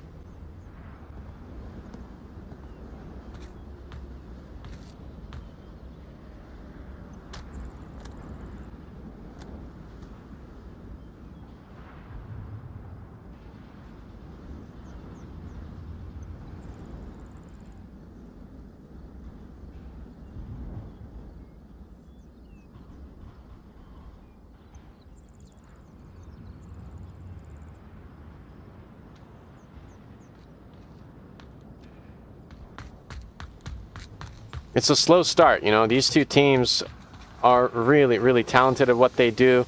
We did have a quick crosshair, I believe, by Mobstar or Tempest there on OBJ, and the cross has already occurred. Nomad is on the other side.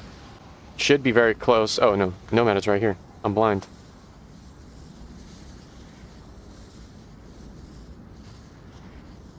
We're about to approach 2 minutes into this first round, and no kills whatsoever, you know.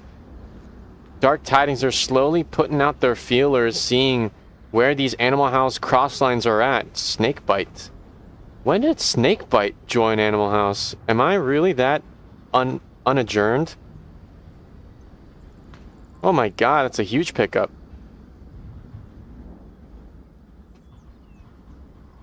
I love this position by Lipinski. I play this position myself on my team. I really like it because you can do so much, you know. That AKM is a rifleman or a specialist, a support weapon. It's not exactly a specialist, so there is no C4 that's going to be available, though. Yeah, they could do a lot with flashes, but look at Care Bear. They're missing, and they killed Shrix, so what was that? That was insane, and a quick syringe to start running at full speed. We're about 3 minutes and 25 seconds into this round. And it's incredible double kill by Love. I'll pick a good 1-2 pick.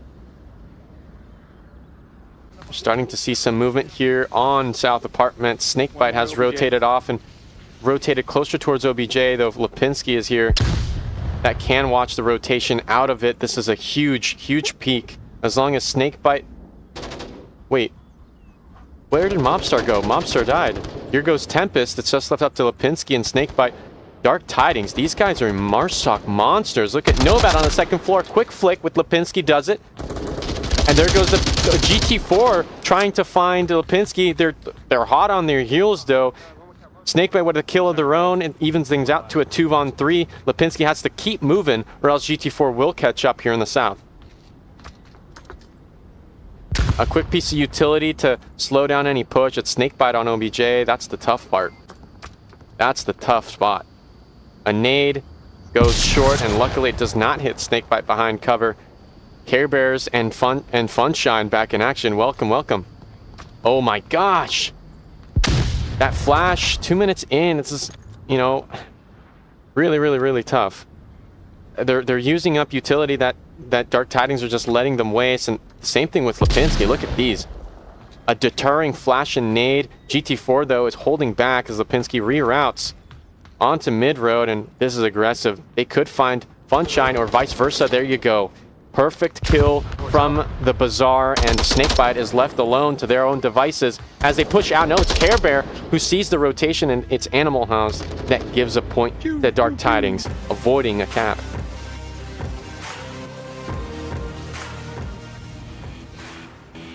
An incredible first round as we see Dark Tidings. These guys are really on fire today with Marsoc. I'm really impressed. I think this is why they're so successful. This is why they've been rising to the top so quickly, especially mid to late round for season 15.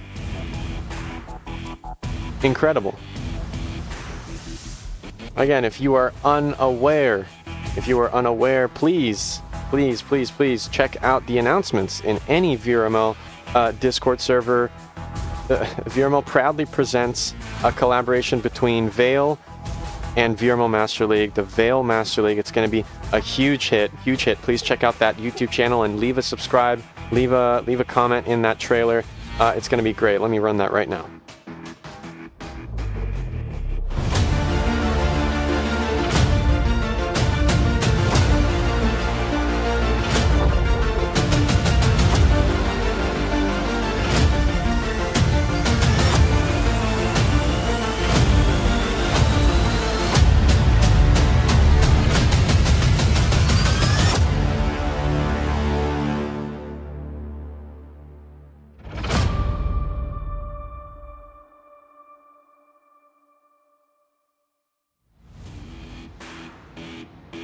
Now, is that exciting or what? You will be catching me there for the Vale preseason of VRML. I'll be sharing my attention between Onward and Vale. Clearly, you know, Vale is an up-and-coming game, and I'm really happy that VRML has come into it after IVRL and the Vale Major. It's going to be big, and a lot of room for improvement from Vale's side and VRML's side. We have so much progress that I'm more than overjoyed to be a part of. I'm really excited for that.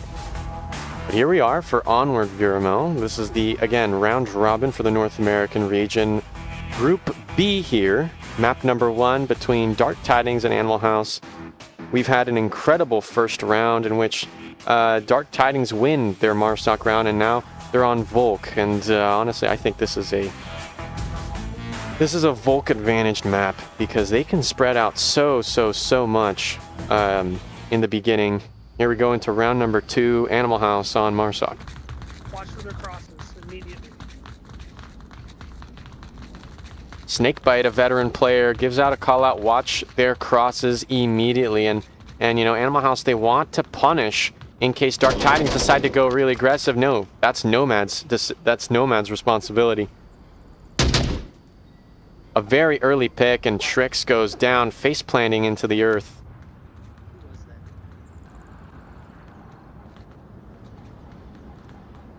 A loss for Animal House, but these 4 players could bring it back. A pre-fire onto the Hess goes, no one's there. We take a look. Care Bear love a lot. This is such a huge angle, and the fact that they got away with it just indicates to you the potency of Dark Tidings, Marsoc, and Volk timings. Insane. Animal House has spawned in the west, and Care Bear is here on the big cross. Should be a suppressed AP tar, because I would not expect any less. There goes Mobstar Toxic with an aggressive angle into mini market. Finds a second. Animal House reduced down to 3. They can't seem to catch a break.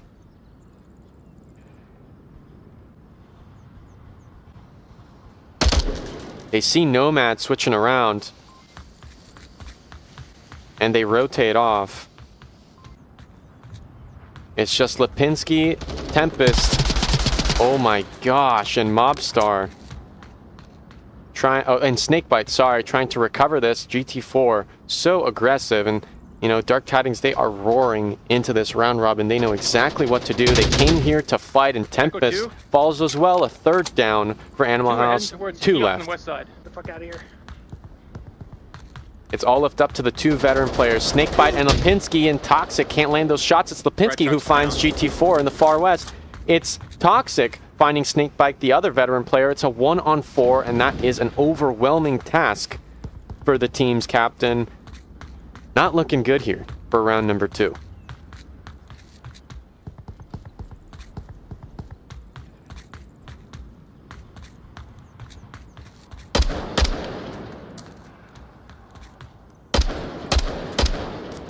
Some confirming shots. If anything, if Toxic doesn't catch Lipinski's rotation down south towards OBJ, it definitely will be Care Bear. And this double cross angle is gonna be brutal. It's actually a triple angle. We've got Care Bear watching. We've got Funshine and Toxic, all crosshairs across the road. And Nomad has an aggressive angle into Mini Market using their left eye that we cannot see. That's a huge angle for against Lipinski. Just checking whether there's some aggressive plays. No, that's not Dark Tidings. GT4 has already been picked out. Nomad tucked again with that very, very aggressive angle into Mini Market. Lipinski will not be able to see any exposure from them on OBJ.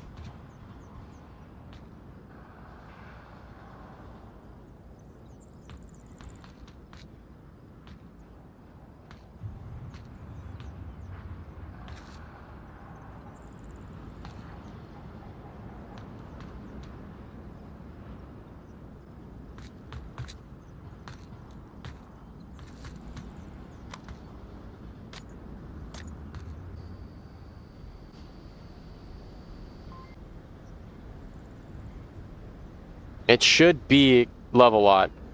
Oh my god. What is going on? Funshine has this angle. Levelot needs to be actively looking in the other direction. Toxic's not watching. Nomad's watching. Uh-oh. Onward timing may give Lipinski a hole in this defense. The question is Nomad watching this? There seems to be a smoke that's about to get thrown by Lipinski. 1 minute 40 seconds. That's a high toss. There goes the sword. Oh my god, Nomad. Hey. Jesus. Nice, bud. Ooh. Goodness me, oh my. 2 points on the board for Dark Tidings. It's Animal House's struggle right now on map number 1, which seems to be Dark Tidings' pick, I think.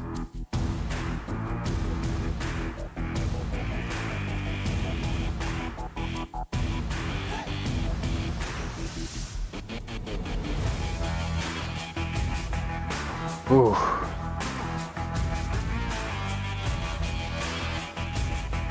It's just the 2 of us, just you and me. That's all this is, just you and me. Just the 2 of us.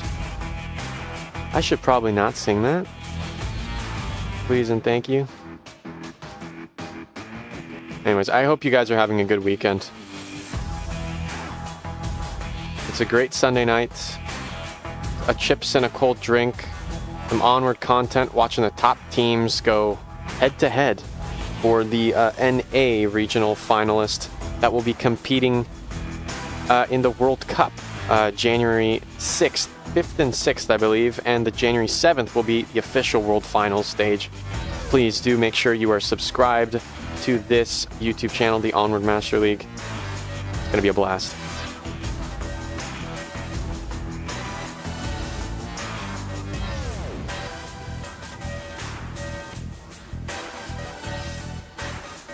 All right, folks, round number 3 is underway. The time is ticking. There's not much more preparation that either team could do at this point. This is really Judgment Day. Here we go. Next OBJ in the southeast, folks. Animal House on defense. Dark Tidings, they take the quick spawn. And this is big. An early crossing duel dual crosshairs onto the north crossing, but no, Animal House do not give in. They are locked in on OBJ. They want to play this conservative. They must be feeling confident in their angles. It's Snakebite who is the most detached off objective. They will be controlling South Alley. Actually, they're continuing to move. At this point, it's a little late in the round, but they're still on the move.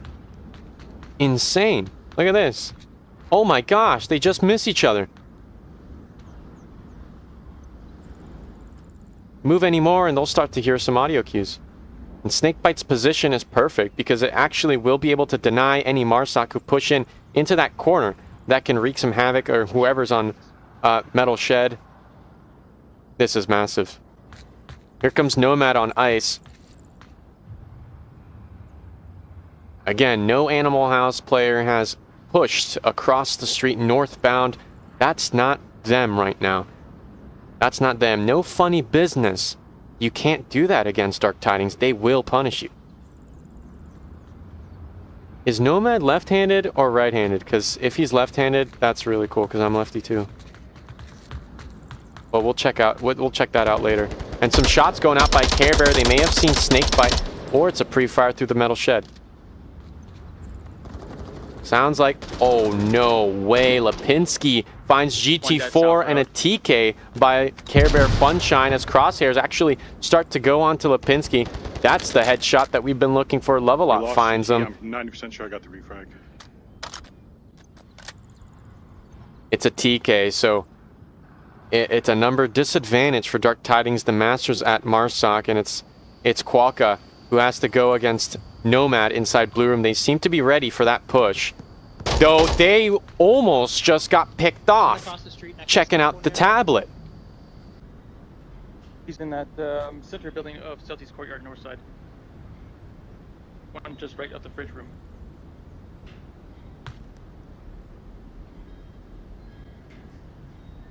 Nomad must be lefty. Yeah, I think he's lefty, maybe right-eye dominant. Incredible, and that's Snakebite on the move. They get the flash, and there goes the blind fire. Care Bear shooting, and oh my gosh, Snakebite, a beautiful flick with the headshot on the tar. It's a 2-on-4 as Animal House begin to build up some steam here. Under Volk round, Quokka still in a firefight with Nomad, though Tempest is not pushing on that. They're staying inside that Metal Shed. The big danger here is, you know, if Quokka goes down, Tempest is going to have to act. And here comes these footsteps. Tempest has got to act. The peek, the AK-12 shot goes out, and here's Nomad. They're actively looking for that peek. Tempest doesn't give it to them on the right hand. They're actually pushing up. Oh my god, get out of here! A second team kill!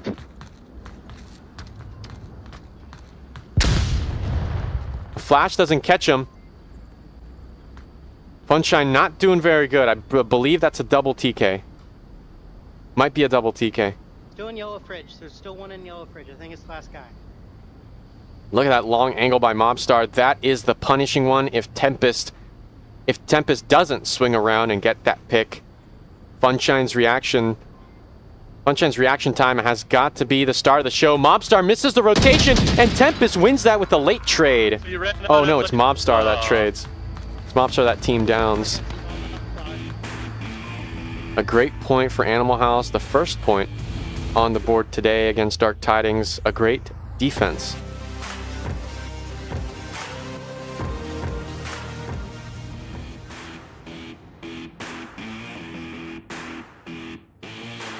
Thank you all for tuning in, all 27 of you. Thank you for tuning in, Kush Capone, welcome in. Mithril, welcome back. As well as Dragon and Goldbagger, Fog Cabin, and Disabled Archer, Kale. How you doing? I guess Kale got switched out for Funshine. Trying to get a little bit of stamina.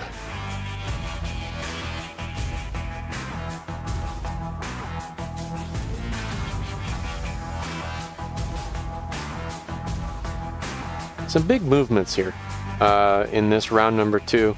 Dark Tidings versus Animal House. Again, Animal House has officially won against After Hours, so I think that makes him the official AH team. I don't want to add fuel to the fire, but I'm pretty sure that ends that debate. Same OBJ in the southeast courtyard. It's a beautiful day in Bazaar. You know, can we give some appreciation here to the map revamp, the rebaking of the lighting? I really appreciate it. I really do. I like it quite a bit. It's nice and bright. You know, I like the contrast, the green of the palm tree. It looks a little bit more lively than it used to be. That's for sure. And here comes Animal House. They have the quick spawn as well, folks. That's going to be very interesting to watch. Thank you so much for tuning in to Stream B. Dark Tidings versus Animal House. Tell me when to go. Wait about 10 seconds. You can push in through here and then cut to the right, hide behind the building for a little bit.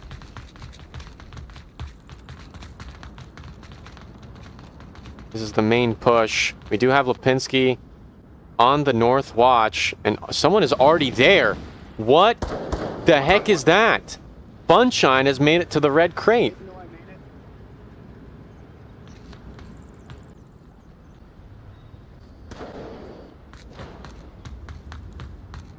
Oh my gosh. We do have a push coming in from the far south. It's Mobstar, folks. Oh my gosh, some lobby lag. I think you pushed into the far northeast. Some shots into the blind fire, and the Care Bear's position is too powerful. This is huge. If this TK comes out, it's all over. Oh my god, it really did. Oh my gosh.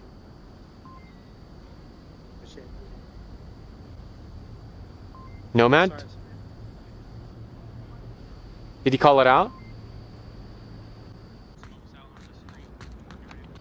The Lurk has been taken out. 3 team kills from Dark Tidings here on map 1 alone as smokes start to block Lovelot's angle onto the crossing, but it's a very conservative angle. It's a very late round play.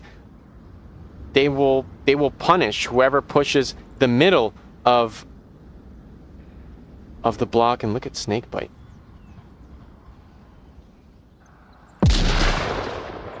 Yeah, his crosses are right on him. No, GT4 punishes Mobstar for pushing aggro on the metal shed. It's Snakebite who has the crosshair. No, it's Nomad. He's dead. One more. Out of nowhere.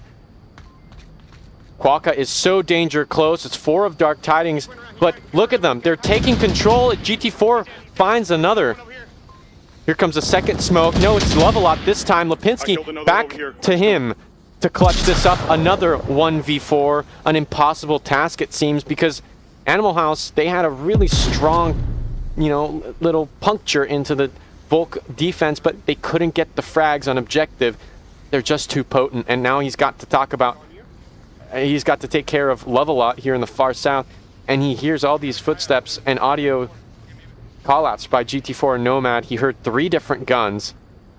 He has to calculate where the 4th one is. So many thoughts going on at this point. If Dark Tidings take 3 points, oh dear lord. Beautiful swing and a pick by Lipinski. And a pre-fire into the far south. That's called multitasking. Just past halfway in the round, they hear that AUG in this south room. It's up to Care Bear to punish him on any peek. No, they're conservative. They're protecting the mid. Actually, they're protecting this. That's a smoke pulled. They have pulled that smoke, and I think the best bet is to throw that. There you go, exactly.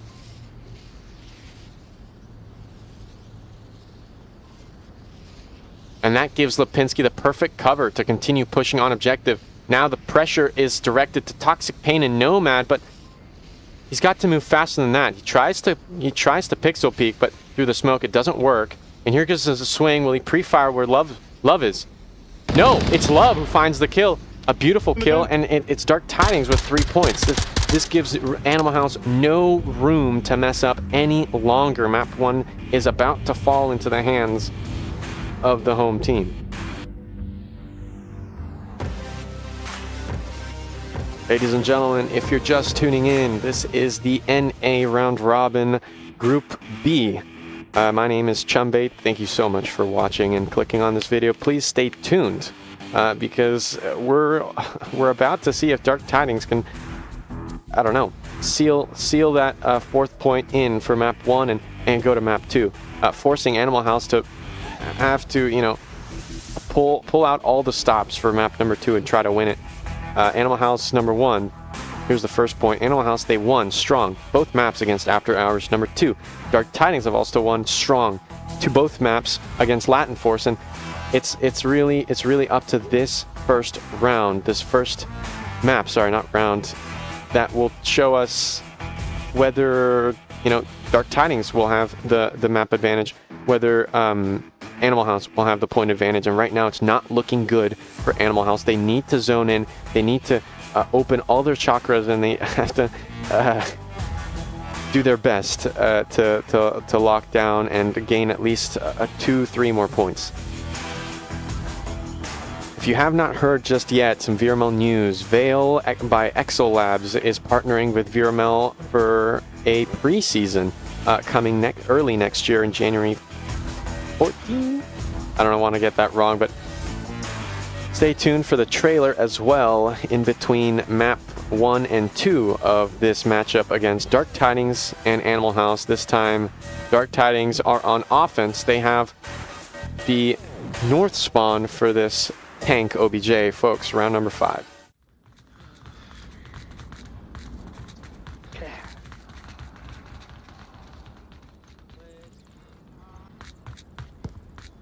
Oh my gosh. Look at Nomad. No, wait. Tempest is continuing. Lipinski is continuing, not Tempest. Look at this. The cross happens and Nomad isn't here to see it. They're behind the ice cream truck. Dark Tidings are concentrated on the east. This is a huge play by Lipinski. They're starting to mount an attack as Nomad roams through Kiat. Lipinski is well within the southwest courtyard, tucked away, waiting for alert, but they've got to continue moving because I don't think that spot is enough. 3 of Dark Tidings make it across with a beautiful smoke wine of 4 smokes on this, and Mobstar definitely will be calling this out. But look at Nomad, they are definitely moving right now. Lipinski should be catching this because they are locked in on that zone. It's up to Nomad to fall into this trap. It's going to get really complicated for Lipinski. Mobstar goes down. What a pixel peek. The angle. What a kill. Mobstar's out of the picture, but still Nomad is on the move. Lipinski might be hearing these footsteps. Yeah, this is going to get complicated if Nomad decides to push through south apartments. This is going to get really complicated for Lipinski. Lipinski sees it. A trade between Quokka and Toxic, both revives available. Right now it's a 3v4, could turn into a 4v5, and yeah, Nomad seems to be on track. That's it. The lurk is over, and that evens things out to a 4v4. A massive pick by Lipinski in the far west. A revive on the defense, and a quick revive here in the offense. One of them is that last OBJ area. And Toxic, with newfound information, relays that to their teammates. Some scar shots going again onto Snakebite, who rotated. Ian Blue Room. Oh, but they rotate out, so incredible. The question is, which way will Lipinski... Oh yeah, they're watching the cross, and that's going to be a massive line. They just have to be zoned in on that exact red container. GT4 seems to be walking right in. Those Snakebite and Quokka are locked in. They're pinched. They're pinned in that southeast courtyard. Tempest is the only one on OBJ. What a flick by by Quokka. Smoke's on by the blue room. I don't know if they're enough, but for Tempest to not see them, there's go Lipinski. They confirm the kill onto GT4, and that's a long-range shot. Wondering if they saw that. It's up to Toxic. Yeah, the cap cannot go out. Tempest finds a kill after the smoke goes out. The Dark Tidings Marsoc round just can't happen. This could be another Volk round win for Animal House. I can't believe I didn't kill him. Well, I did get him. Oh, there goes the kill with 1 bullet left in the chamber. Care Bear Funshine finds Snakebite into a 3-on-2. Lipinski's position is just so potent, and this reminds me of Grimtide, the way they control the mid-road through these benches. Yeah, I mean, it's a gamble. 2 minutes on the clock. Dark Tidings, they still have some they still have some time to rotate, maybe through through this east block and push down through there. So as long as Lipinski doesn't push too far out of the sphere of influence of Dark Tidings from their current position, he should be good. And that's exactly, this is the perfect position for him. I think there's another guy. It's the 2 Care Bears going at this tank OBJ with 3 of Animal House remaining. Some shots going out by Funshine, but seems to be just shooting at nothing. Quokka locked in on OBJ. They should be there for the quick refrag in case Tempest gets naded or headshotted by these guys on the tank courtyard. A quick peek into the blue room. There's no one there.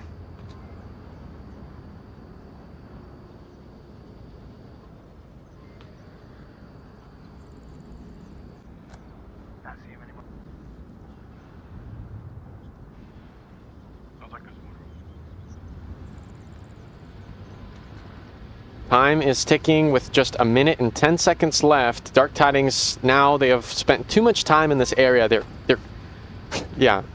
forced to push from here, and it's not looking good as Tempest thrown is a perfect flash and catches Levelot on their rotation back to cover. That's insane. A beautiful play, and Funshine is here hoping for a refrag as the nade catches them beautifully by Lipinski. You're insane, dude. What in Onward's name was that? Animal House out of nowhere bring it 2-3 against Dark Tidings, but they have to win this third round, this third point. They have to win it. They have to catch up.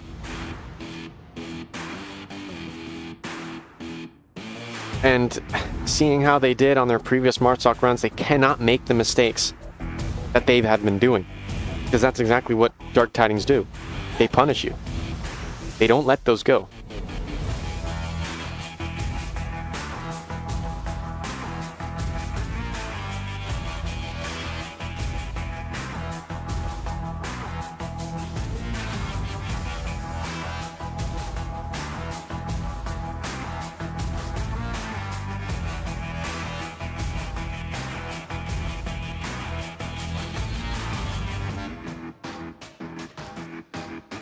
Whew. Thank you to viewers tuning in. Rocking about 35 viewers now. Sergio, welcome in. Fire Miss Gaming. We've got Bot69 as well. Fog Cabin and Jester, hello.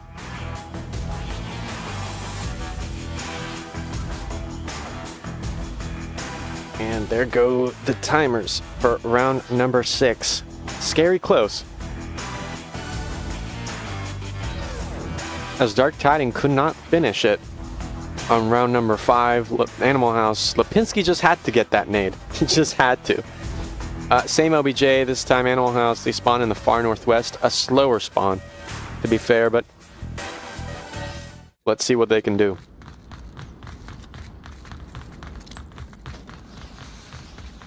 An early smoke out. It's a little long. No, actually, it's beautifully placed. And it's perfect.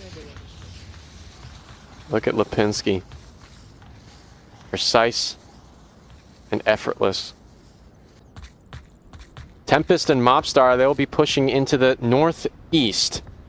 Going up against, I believe, yeah, GT4 in the north alleyways, in the northeast alleyway.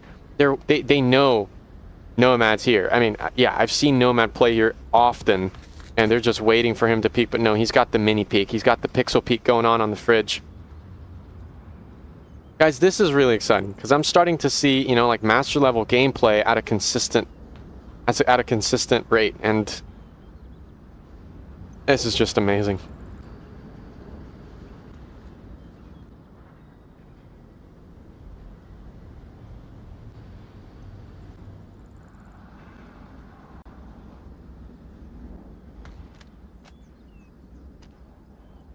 This is the position. Oh my god. There goes one. Oh, and he swings and he gets the triple! Insane by Levelot. What was that? And in a span of a second and a half, 3 of Animal House go down. After some confirms, Love begins to rotate, and it's all left up to the north. Mobstar seems to be in line. No, it's a 4th by Levelot. Could this be an ace? Can Tempest fall into the trap? Oh my goodness. I'm now in Split Street OBJ building. Please don't TK me. Levelot calls it out, and you can hear GT4 push in onto Tempest. No, Tempest clears that out. They hear those AK-12 shots. A big punishment on the north of Kiat.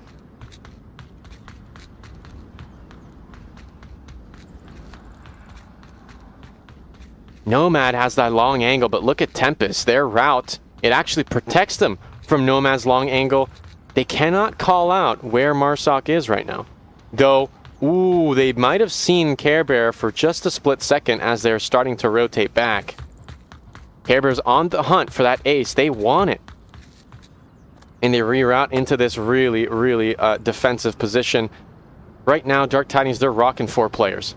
GT4 has been killed on the lurk from this northeast alley, so this east alley will be empty. This will be good for Tempest to attempt to take, but look at Mobstar. Mobstar has this. Oh, sorry, Toxic. Toxic has this. Wait, why am I... Is Mobstar even in this? Mobstar is on Animal House. What am I talking about? I think you can tell that I've been casting for 9 hours.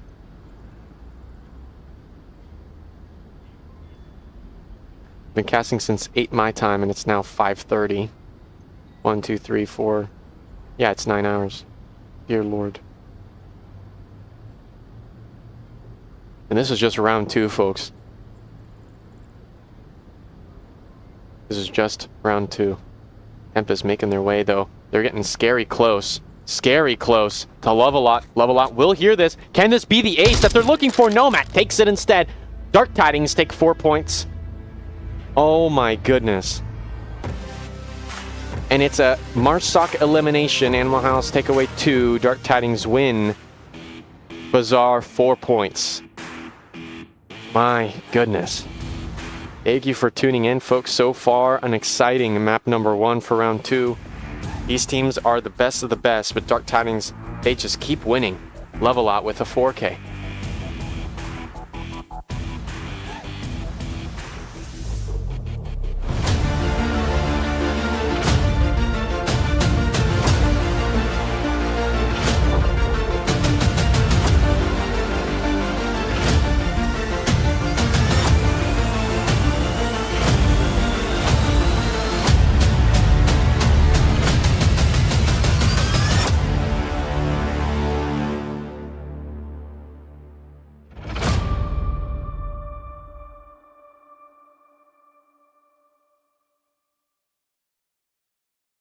Take over, man. I mean, Salty now rotating back with a nade, not finding Golden there, though. Golden now pushing. Picks up Salty! It's open! Thick! It's open, the smoke goes short! It's not long enough! 1 minute on the clock. That cross, though. I think Lightskin might have it. He knows Lightskin picking up Golden. Yes! I'm so good! Oh! Peasant City is now calling out to watch OBJ crossing. What a beautiful swing and a kill. 20 seconds now. Catholic, he's waiting. Lightskin waits for it. They heard those call-outs. They're pre-firing the doorway. Catholic does not give that pick. 10 seconds now. Here comes Lightskin. They're pre-firing. They find a kill. They got 5 seconds to put in the uplink. But no, Texans can't find it. They pull out the tablet. They don't. It's 2 seconds. And Gramster doesn't give in. It's a one-on-one. I heard them all, as I was going through. And so I knew where those three were, and I was just hoping that it was just those three. So I swing the corner and I kill him, and then I didn't see any victory signs. So it's like, oh my god, like I don't have enough time to cap. If I would have memorized the code, I would have most definitely capped it. Light skin is there, and we are going to see a out. cap. By the skin of his teeth. Oh my gosh, here comes Light Skin on the swing. They don't pull the trigger, they do at the last minute, but they might get shot in the back here. And there it goes, Light Skin finds us. We did a lot better than we expected. Especially the win with Proteus, we're all kind of excited about that because we didn't expect that. They have the earlier angle onto Shinobi. There goes Peas finding Playboy Goats in the south. Salty finding Shinobi. Well, I do know my mom's definitely going to watch it. And if I send the links to my friends, maybe they might watch it. I'm a wrestler and I'm kind of, just used to all eyes on me. You stop caring about what other people think and you're more so focused on what you need to do at that point.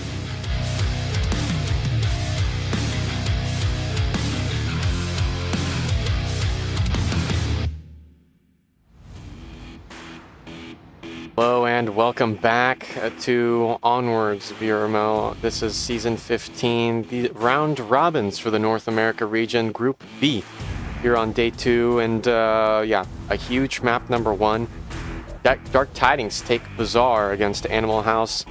Incredible plays by both teams. A 4K by Lovelot on this huge lurk spree, a triple K all in one mag, and another one on Bazaar on the market. And a Lipinski with a huge nade kill from across the street onto Tank Courtyard, like a massive. Animal House getting really close on some of these rounds, but yeah, it's been really impressive what these players have done so far on map number 1. Let's see what they can do here on map number 2, USS Quest. This OBJ is going to be in the north. This is the northeast OBJ right next to the superstructure, and yeah, we're pulling in some different names here for Animal House. Don't know if it's a full tent yet, but I saw Durg's name, and that's a big name. Operator Durg, a big capper, big fragger, and let's see if Dark Tidings, I mean, they banned 3 maps. They banned 3 maps. Not sure if I've... Okay, they banned Cargoed, Arctic, and Downfall. So they really don't like Downfall, really don't like Arctic, and really hate Cargo. Which makes a lot of sense. The Dark Tidies, they lost in the VRCT Toast Tribute Tournament on Cargo. It was a 3v3 tournament, but yeah, Dark Tidings makes sense that they banned Cargo. Arctic, less sense to me, but I think if I look at their stats, maybe it'll make more sense. And Downfall, strange, because maybe they just don't like that map. Because, Kale is such an amazing sniper, and they've got that coordination. Maybe it just doesn't work out on Downfall. Who knows? Animal House, they ban Egress, Shipyard, and Quest. So actually, now that I think about it, I may have some incorrect info. I think that one was... You know what? Scrap everything that I just saw. Scrap everything. I'm talking about round 1. Please don't listen to what I'm saying. I don't know why you would listen to what I say. Don't listen to what I say. Oh my god, I'm shaking my head. I don't have the bands. I don't know what I'm talking about. I don't have the bands, guys.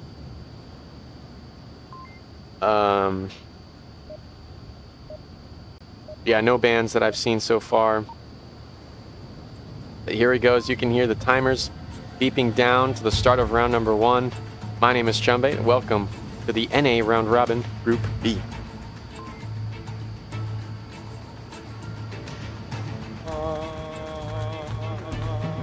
You weirdo. Yeah, we got this. We're good. Wicked and Durg swapping sides, and a possible early kill onto Snakebite. No, they're tucking in really close. They're avoiding that catwalk. That's a big play. Snakebite is so short. They're shorter than the thickness of the wall on the ship.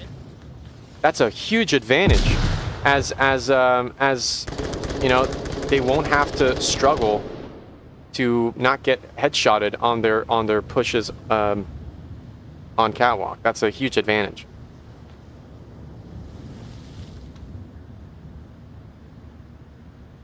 Care Bear's got to be careful. They cannot let anybody get away. No red push as of yet, though. It didn't go as far as I. We do see Wicked Hex. Uh-oh, Quokka goes down. One of the players on the catwalk get headshotted by Levelot. There goes the confirm. And that's a secondary smoke that falls off of the ship, and another kill onto Wicked. Snakebite goes for the refrag, a huge headshot with the Virtus. Some shots coming out, I believe, from Nomad. Maybe some sights on mini stacks as they try to they want control of catwalk, and that's an interesting strat.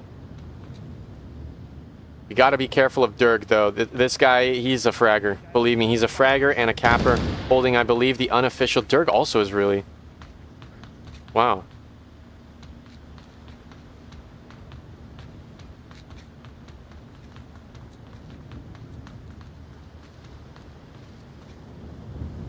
Lipinski in the back.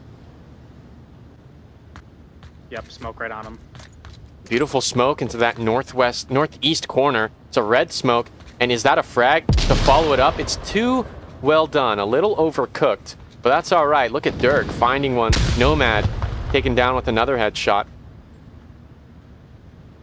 Beautiful kill. It's a 3-on-3. Dark Tidings, they've kept up with Animal House. And this defense is looking good. Ooh, they see Funshine. On objective right now. Lipinski calls that out. AUG in hand. And there goes these pieces of util. That's a frag and a smoke. And Lipinski finally finds GT4. One dead in the back. Yikers. Dirk wrapping around. Ooh. Could get this kill. They saw Funshine with a quick little head peek. Look at this movement. This is how you know. These guys are ready to frag. These guys are ready to bring in the heat. And look at this. Funshine goes down. The tablet is out. Toxic Pain. They've got to listen for that cap. Oh my gosh. Is this an Animal House uplink? They can't hear the footsteps. Oh my goodness. And it's a cap for Animal House. What the heck? Lipinski finishes off Toxic. A big, big start to map number 2. Animals. They go crazy right now. They're going crazy. Holy smokes.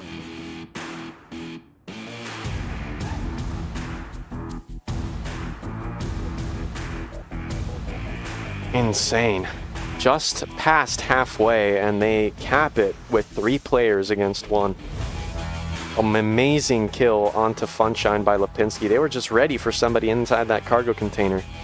And that's what led to Dirk sitting on it, punching in those 7 digits.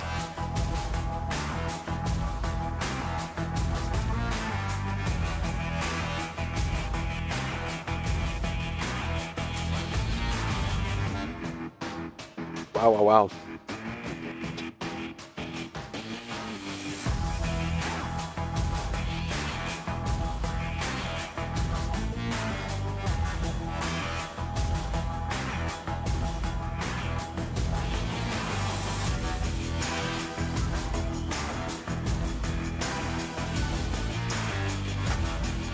It's going to be fun.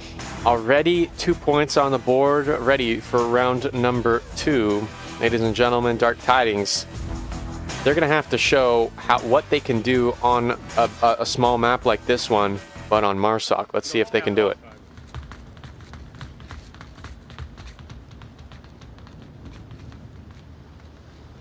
USS Quest has been a map since Season 11. This is a VRML map, essentially. I mean, it's been around forever.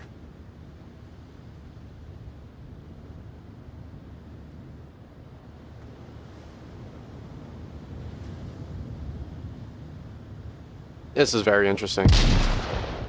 It's a tar. They have 2 flashes, and this is a fragger. Snakebite is ready to frag. Quokka here on Hesco wall. Interesting position. Very interesting. Lipinski here inside the cargo container. These are spots that I've never seen before. Maybe I'm just bad. I probably suck. That's probably it. Smokes are being thrown in red lane. Durg is still in action, but Wicked Hex has been decommissioned unless they throw that smoke away, which seems to be the case. And look at Lipinski, doesn't find the second. A good attempt though. Toxic goes down with a clean headshot.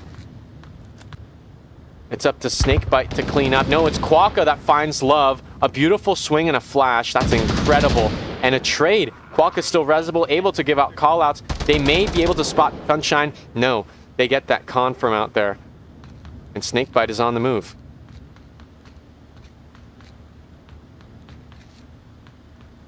Beautiful picks by Lipinski and Quokka, though they have both been refragged. Animal House 3 up. Dark Tidings just 2. Great smokes on OBJ, but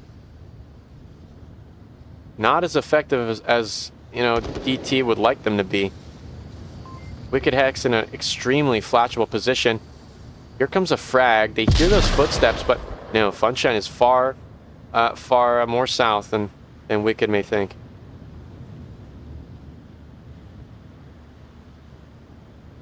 It's Snakebites that they have to look out for. There's been a kill already that happened here on lane 1. Anybody in red room, just click.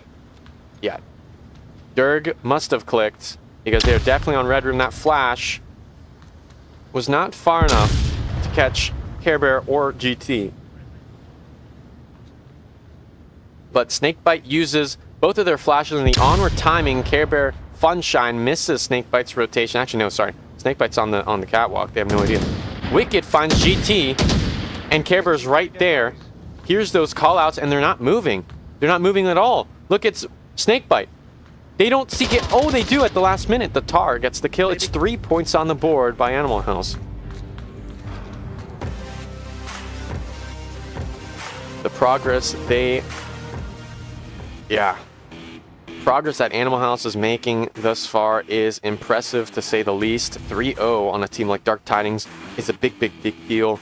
And on this next objective, we could see another Durg cap. I think that's why they brought him out here.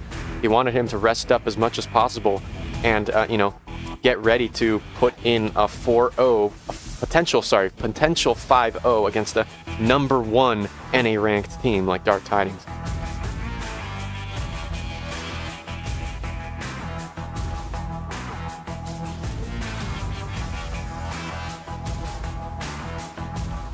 This is getting tense. Sorry, let me check up on the YouTube chat. Welcome in, Plasma Storm. Sports Banner, hello.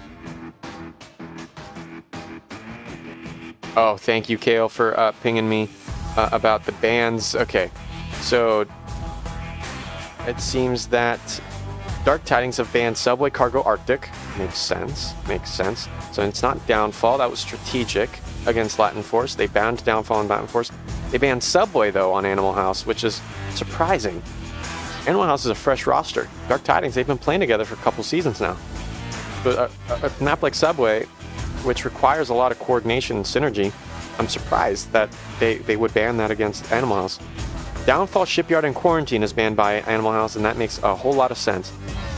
Downfall, Shipyard, Quarantine, some big long-range maps in Shipyard. Those flanks are just brutal. Those bans make a lot of sense. Thank you, Kale, for pinging me about those. I appreciate that, my good friend.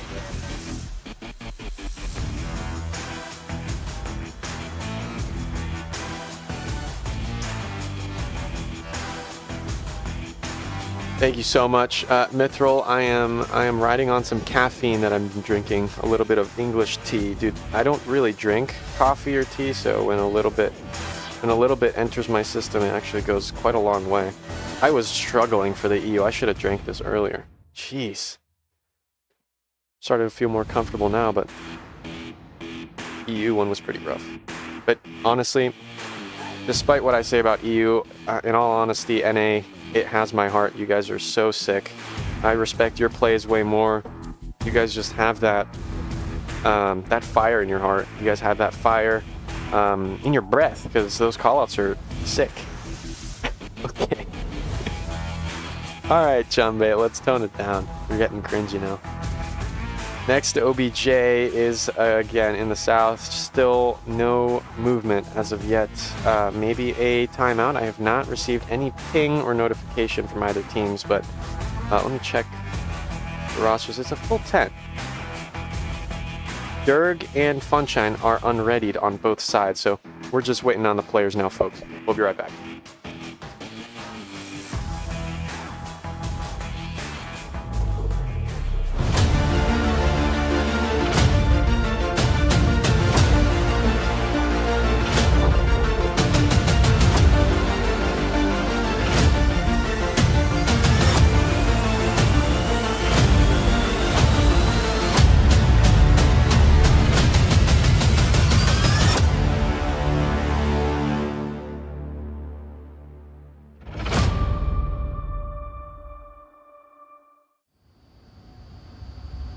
Round number 4 has officially started. Must have been a small little timeout, a 5-minute one, as now Animal House, they spawn in the north.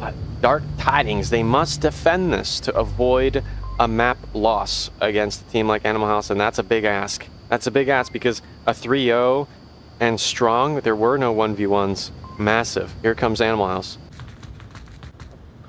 Oh, we must have seen William Dunce coming in for Dark Tidings. A bit of a faster paced player to even the odds out against Animal House as they take control of Hesco, and look at that, Level Lot with an aggressive peek into this area will catch any rotation on the west side of this Hesco wall, and this may be Wicked Heck's downfall. Yep, there he goes down. A tar shot to bring things to 4v5 for Dark Tidings.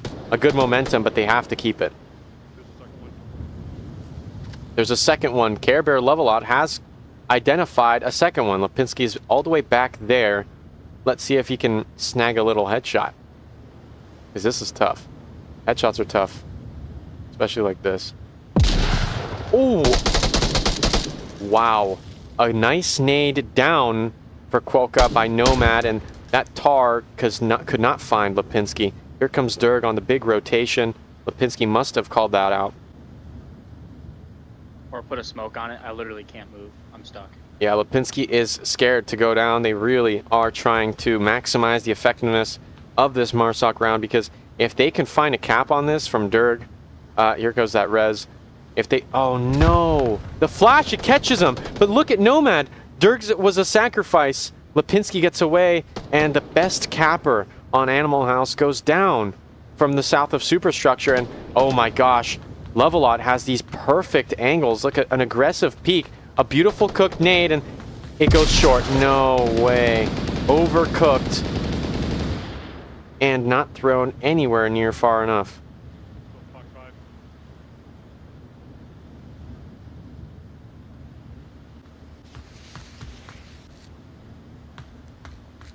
Oh my gosh, Lipinski faces another flash with death. A little quick encounter with death. Nomad misses those tar shots as well. Quokka should hear those really, really close, but no, Funshine is there to refrag. Dark Tidings are keeping up with this Animal House Marsoc, and they should be bringing it to a round number 4. 2 on 5. That's a big one. That's a big, big problem. Snakebite finds a beautiful headshot onto GT4 far, far away in a galaxy. Hopefully it's this one.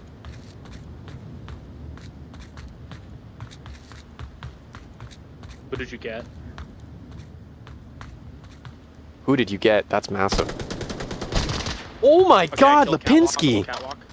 I apologize, viewers, for missing that one, but Levelot was pushing up. They were feeling too comfortable. A 5-2 is now a 3-2.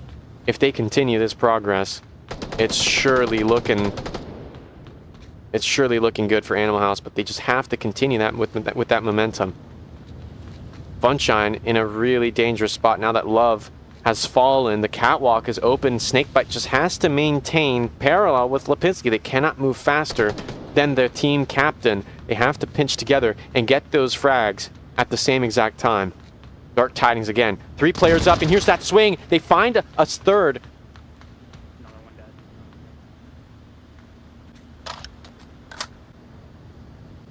Snakebite is just so close, and could find Nomad proning up like this, but no, look at Nomad. They're filling in the empty space.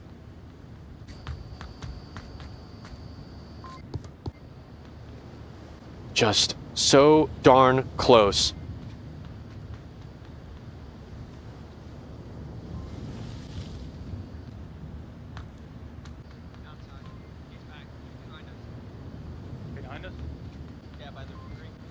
Lipinski has been called out by William Dunst. They're expecting Lipinski here.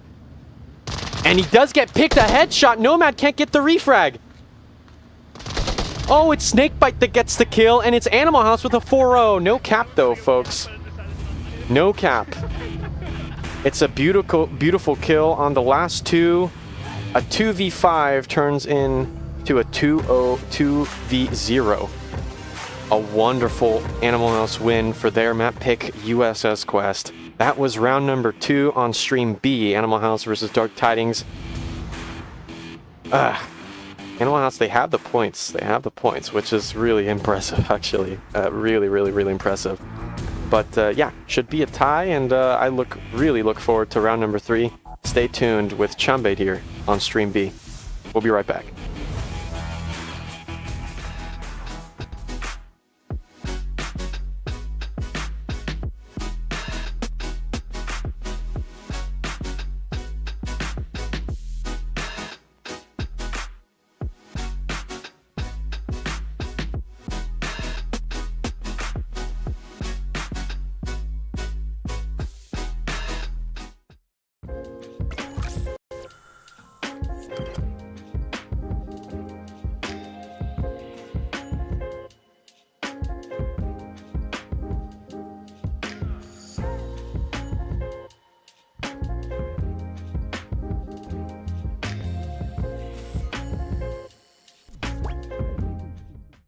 Ain't accepting, ignore, just kicking down all the doors. Guarantee you, boy, if I ask for it, it's gotta be real big. I gotta make it just for my kids and for their kids, just kids. That's wealth, years and years. Promise my brother soon as he out and finished his bid, we finna do it bigger than anybody ever did. The odds is real big, jobs that's real big. Satan trying a little, my God is real big. Stayed up on the grind on the cars is real big. I gotta do it big, the only way that I can live.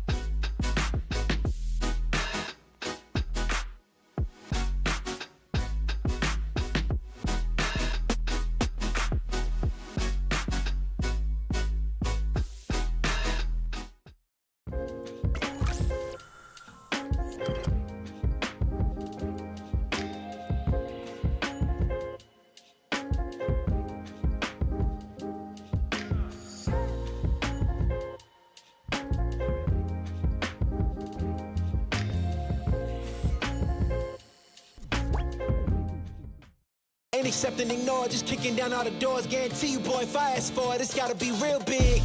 I gotta make it just for my kids and for their kids, just kids. That's wealth, years and years. Promise my brother soon as he out and finished his bid, we finna do it bigger than anybody ever did. The odds is real big, jobs that's real big. Satan trying a little, my God is real big. Stayed up on the grind on the cars is real big. I gotta do it big, the only way that I can live. I mean, Salty now rotating back with a nade, not finding Golden there though. Golden now pushing. Picks up Salty! It's open! Thick!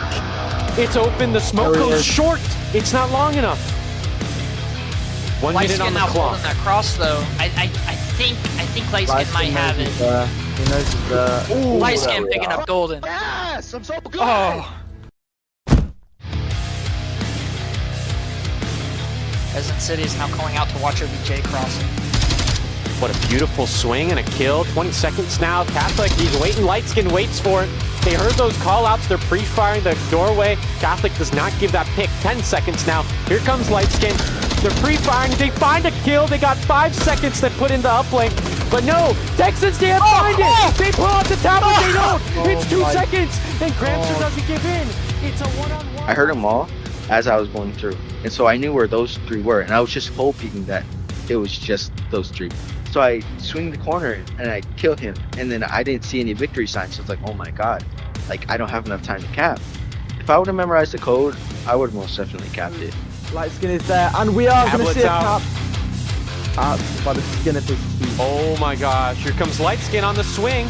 They don't pull the trigger, they do at the last minute, but they might get shot in the back here. And there it goes, Lightskin finds us. We did a lot better than we expected. Especially the win with Proteus, we're all kind of excited about that because we didn't expect that. Dude, they have the earlier angle onto Shinobi. There goes Peas finding Playboy Goats in the south. Salty finding Shinobi. Well, I do know my mom's definitely going to watch it. And if I send the links to my friends, maybe they might watch it. I'm a wrestler and I'm kind of, just used to all eyes on me. You stop caring about what other people think and you're more so focused on what you need to do at that point.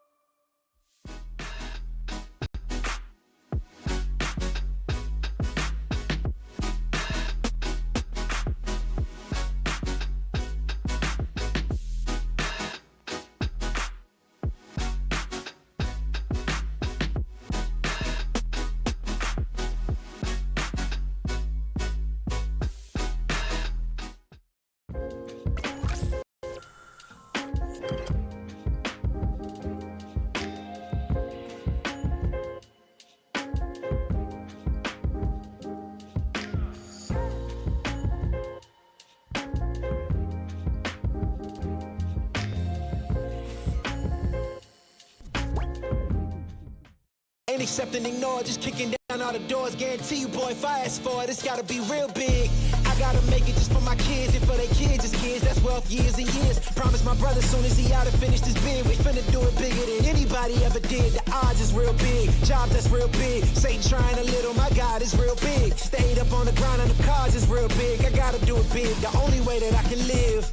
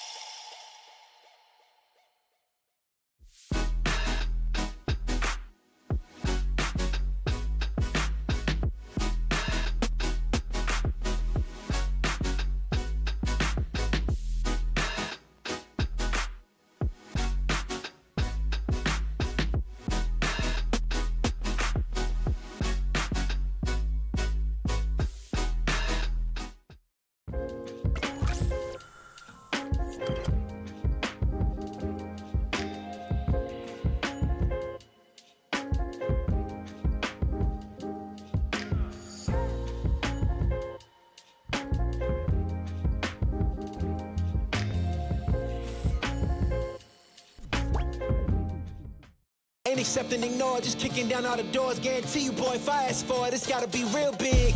I gotta make it just for my kids and for their kids' kids. That's wealth years and years. Promise my brother soon as he out and finish this bid, we finna do it bigger than anybody ever did. The odds is real big, job that's real big. Satan trying a little, my God is real big. Stayed up on the grind on the cars is real big. I gotta do it big, the only way that I can live.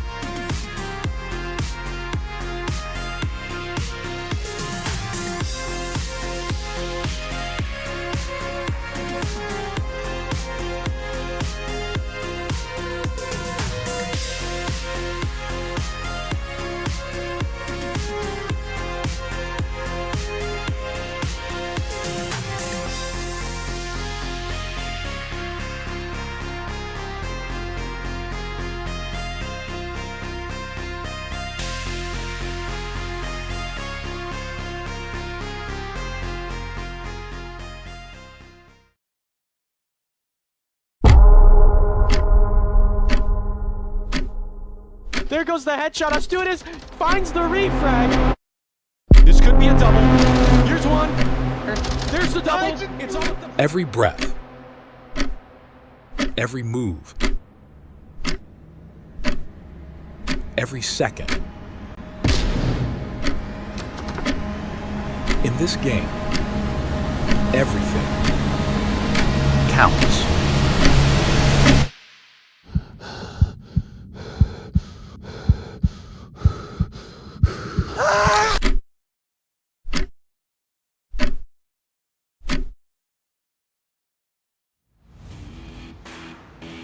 Hello and welcome back to Onward VRML. This is the North American Round Robin, Group B here, December 10th of 2023, Season 15. My name is Chumbate. Round number 3, the final hurrah for the Round Robin ceremony. This is it. This is the last day of Round Robin. Next week, we're going to have the semis and the regional finals. Please make sure to subscribe and hit that bell icon so you will be notified when those start. But yeah, this is the last round of the round robins this season. It's going to be really, really intense, especially it's just, you know, this will tell us who will be coming into first and second place here. It's extremely tight, and right now Animal House and Dark Tidings are running up. Animal House versus Latin Force over there on stream A with Nightfire, the OG with 2 E's. And over here with Chummy, we've got Dark Tidings versus After Hours. Dark Tidings, they've got 3 set wins, so there's no way After Hours will be coming through with this, but Latin Force, it's up to them to kind of come through into the second place. Folks, round number 1 has begun. This is a Southeast OBJ. We're back in action. The quick spawn by Dark Tidings as they spread out and take the north, and we have a cross into the south.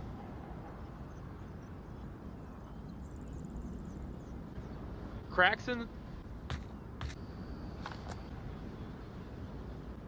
Oh, it's a long angle by Mr. 5. Sorry, I couldn't find him over here.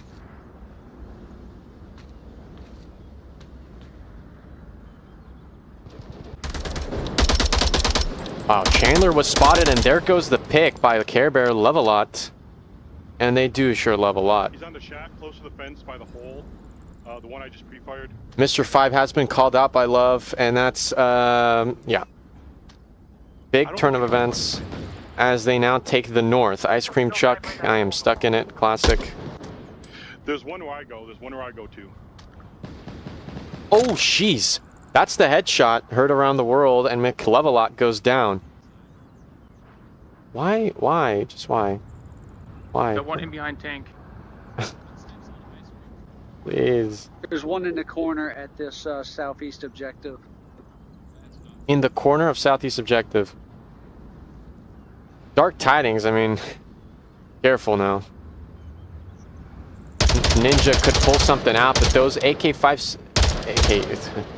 M16 shots, oh my gosh. William finds Ninja on the tank.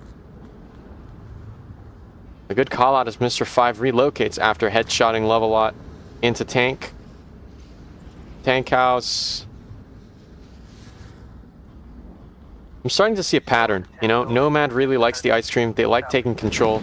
Toxic is there to support him, and William Dunce, clearly the over-aggressor, overextends, and Mr. 5 takes him there on the tank house. It's a 3-on-3 After Hours, maintaining eye level with these Dark Tidings players. It's looking really tough on the south as no one is there. These rotations should be coming through as Crazy Dave makes her way through.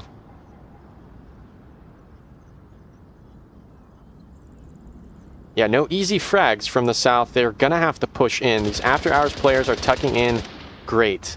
It's Fog Cabin putting down some rounds. Look at Nomad. Back at it again in the blue room. I mean, this is a line, a MARSOC line that have been seeing this entire time in the round robin. And look at Fog. He might have been spotted. A pixel spot by Nomad. He might see a foot. He lines it up. No, he doesn't. Oh, geez. And Nomad shuts that one down. It's a 2 on 3. And there goes a refrag nomad taken by Mr. 5. It's just 2 left. We're past the halfway mark. I'm here. And Dark Tidings, they're pinching from the north and south. Crazy Dave will not be able to catch Mr. 5's rotation onto objective. It's Orange Disc Soap that's keeping things under lockdown. Toxic will be doing a little bit of audio reconnaissance. Dave may have seen a little flash of Mr. 5, but nothing too crazy.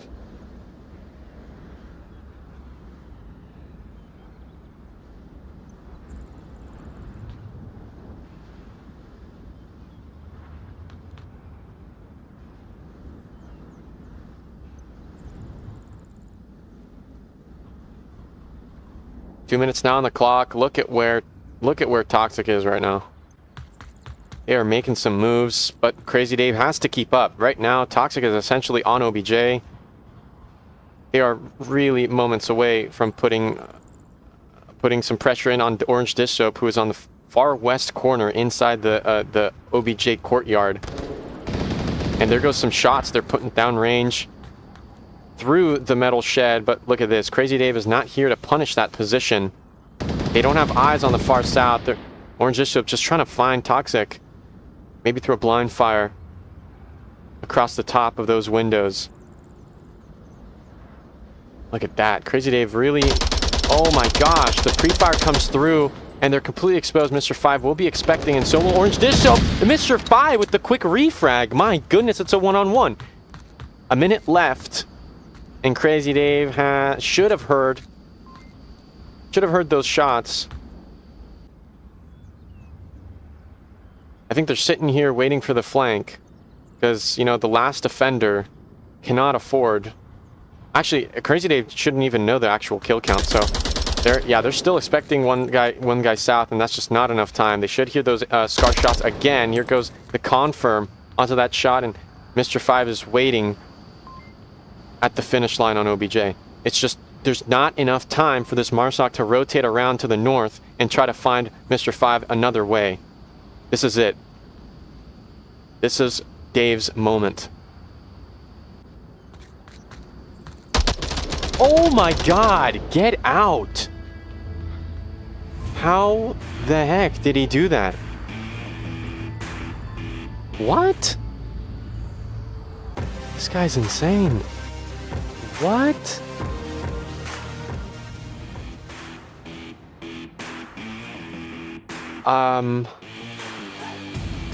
Wow, I'm actually blown away.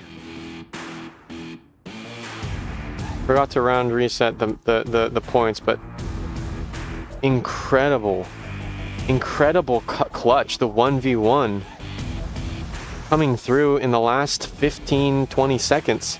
Crazy Dave finds the last guy, and I mean, that pre-fire's good. I mean, that just shows you experience. That's the experience that Dark Tidings have. It's a collection of players that can almost really that are able to accurately predict where the last people are on OBJ. They heard the AK-12 maybe more towards the right side, maybe more towards the east side of the courtyard, so maybe Crazy Dave was feeling more confident that he would have gotten picked if there was a rotation across the courtyard. So maybe using that, they kind of pinpointed where the last guy was, and that pre-fire was absolutely beautiful. I mean, luckily Mr. 5 was not on the wooden shed. I don't know, man. That was actually pretty crazy. Wow. Really impressed by that.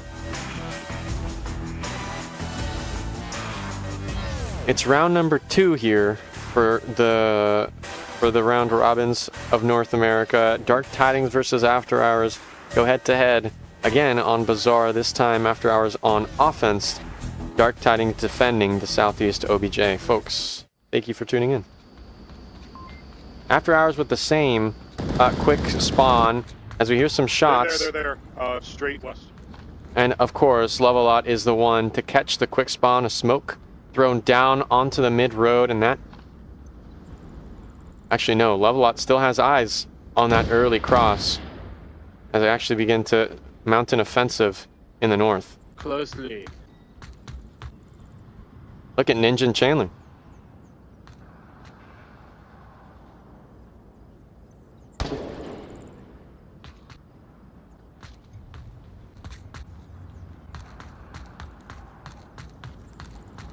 This is a good spread by After Hours. This is a great spread. Is Chandler laughing at me?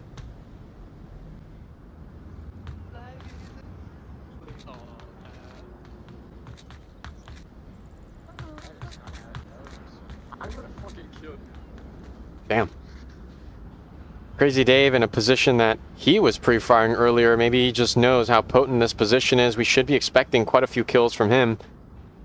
If, you know, if he was worried enough. No, Chandler goes down to Nomad. This is Nomad's favorite position, folks. Favorite position here on Yellow Fridge. They keep taking it and they keep punishing, and there goes Crazy Dave, finding one on Orange. Echo 1 on split. Some more shots to confirm as Ninja and two friends mount on the... come on. Dang it, guys. Please, thank you. Some smokes on the red truck. Kind of... Oh, what? Mr. 5 rotates at the last minute. They're worried about Tank House, and rightfully so. William Dunce has a huge, huge aim. But so does Mr. 5.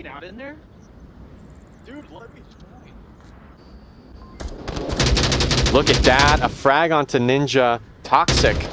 Finding another one on the main road. It's just Mr. 5 and Fog. It's not looking good. It's not looking good for After Hours. Ooh, and it's a trade. Not good at all. Fog is all alone, and he's giving out a tremendous amount of audio cues. Here comes Nomad and punishes them. What a beautiful kill. That's the problem with yelling. You know, Fog Cabin just exposed where he was out in the open, and Nomad just, you know, seized that opportunity and found Dark Tidings their second point here on Bazaar. A great frag to set the tempo. Dark Tidings there on their round 3 of their round robin. And you know what? Actually, here, I'm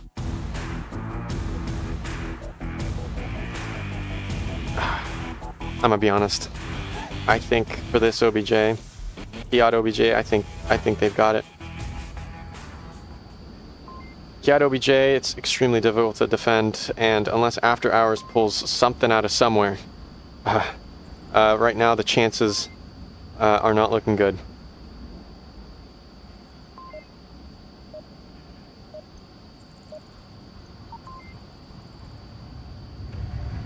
Here we go into round number 3 of map 1. Dark Tidings versus After Hours. Kiat OBJ, strap yourselves in because we're going to see some stuff.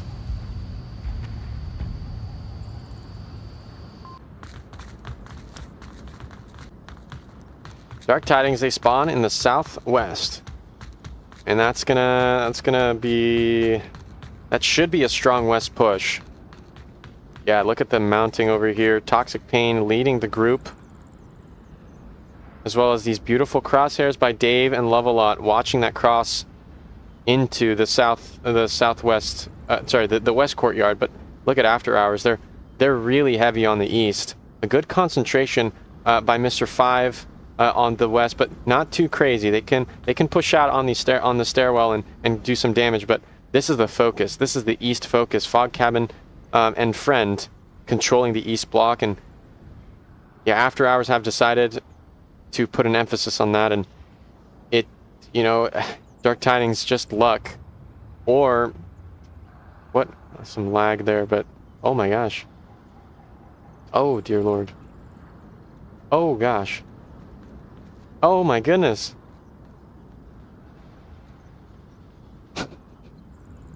Like 4 lag spikes in a row.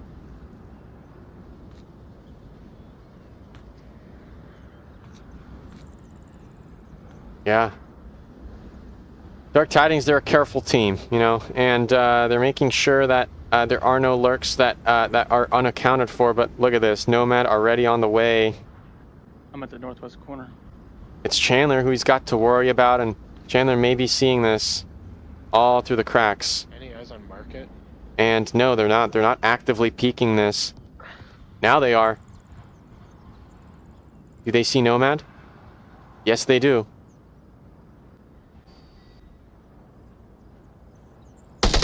There goes a quick kill. -1, north.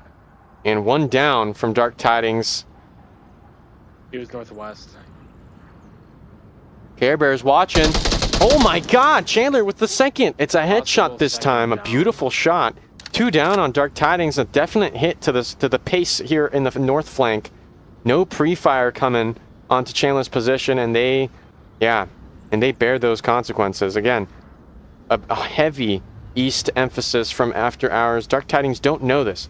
They're coming in west heavy. These 3 players remaining the north have been taken down by a single Chandler Sullivan.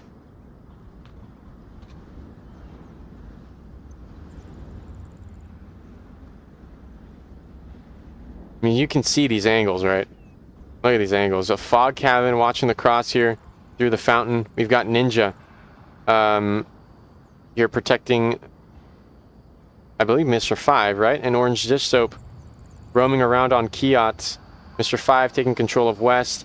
They may have the frag onto Crazy Dave, as he should be making those audio cues. Here comes Mr. 5. Peeks it. Dave quick peeks it. Beautiful. Oh my gosh. That's amazing. And Toxic is not pushed up far enough to see Mr. 5 rotate around to the first floor of this building. They're slowly inching their way onto OBJ via the market. This is super dangerous. They've got to keep low, making sure that Fog Cabin... Oh, they already crossed Fog Cabin. Holy cow. And I don't see the defense reacting, so I think Toxic and William will go undetected by Fog Cabin. They're both crouched, Fog Cabin and these Marsuck, so big chance that that cover is denying Crazy Dave pre-firing that second floor, but no one's there. Wait, what? Oh, shoot. No way, Ninja finds Toxic inside the market, and that may prompt Mr. 5 to peek as well, and it does. Dark Tidings, they may lose on this Marsoc round. The After Hours just get lucky.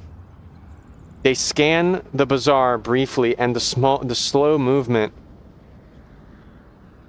by Dark Tidings leaves them out in the open, as now Crazy Dave attempts to clutch not a 1v1 this time, but a 1v5.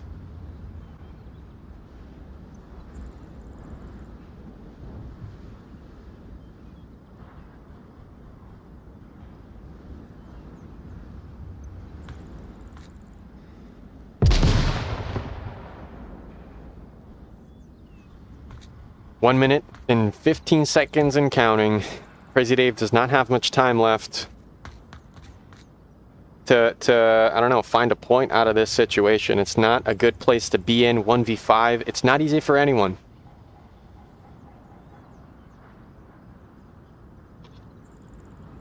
And again, you know, After Hours, Dark Tidings are the kind of team to do research, you know, and now it's less than a minute left, and they're just walking around making sure that the bodies are confirmed. Seems like they're closing up shop here After Hours. It might be morning already. But yeah, Dave proning up here. I doubt this is their kryptonite. 30 seconds, there's not enough time to prone all the way onto OBJ. Look at Fog. They should be able to see this. Oh, Dave. There it goes. Fog goes with the tar, a headshot, and After Hours find their first point on the board.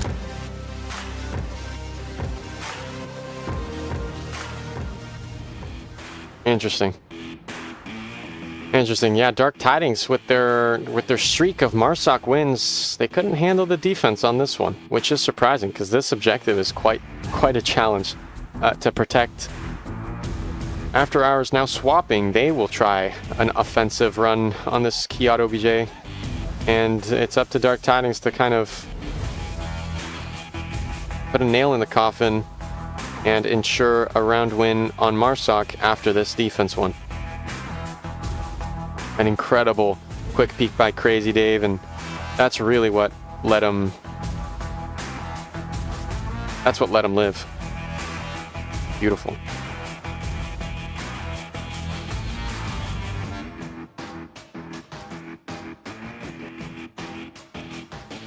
Thank you for tuning in to Stream B with Chumbait. Again, this is the national.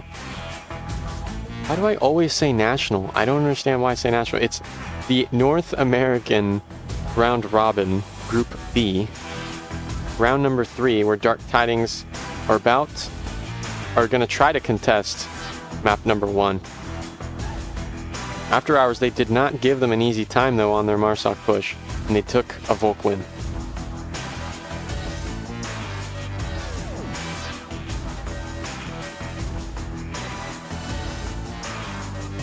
Seems to me a full tent. Just waiting on Ninja to ready up.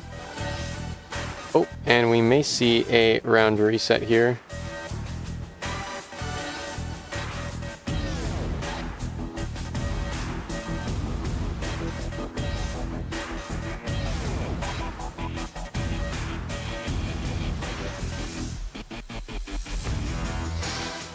Oof. And a team knife onto Care Bear, William, and Toxic Nomad with a triple TK. Bringing them down to 0 kills. Wow.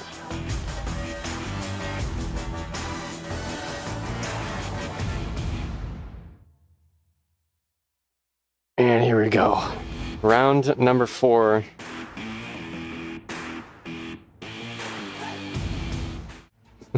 Gotta get in sync. 1, 2, 1. Do it. Fuck it. Oh, we had it! We had it! These guys are funny. 29 to 8. Round number 4, and they have the southeast spawn, the mirror spawn. The Dark Tidings on this OBJ as Chandler and friends begin their journey up north. And look at this early angle. Mr. 5 is down. No confirm just yet. There goes the call-outs. They can rotate for the revive. Here comes Dish Soap. Some AK-5C rounds by Ninja. They don't find him, and that... Oh my gosh, that throw gets punished. That flash does not hit him.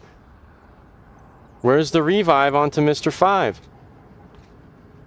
Go Dish Soap. Go Dish Soap. Oh, a smoke has been wasted. A green one. And here comes Chandler. They're looking. The revive comes out. It's a 4-on-5. Toxic's going to get cornered. Chandler cannot get punished. There's no one there watching that angle. Toxic is just slowing them down.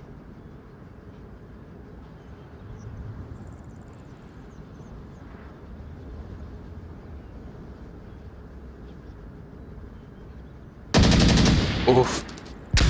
It's flash inside the blue room, and there goes Fog Cabin as well. It's 2 down. And there goes Chandler, a nice headshot onto Toxic. Beautiful work by Toxic Pain. 4-on-2, that's massive. Is there a drop? Stop the music. Stop the music. Mr. 5. Oh, the Fog Cabin went out. Fog Cabin went out, I believe. Uh-oh. Oh, Mr. 5. Mr. 5 left, but he already... Wait, what? Some confusion. Somebody use your bigger brain than me and figure that one out. Some Virtus shots into the west side of Market. And then William Dunce here. Inside Kiat with Love and Nomad taking the north. They should be hearing these footsteps.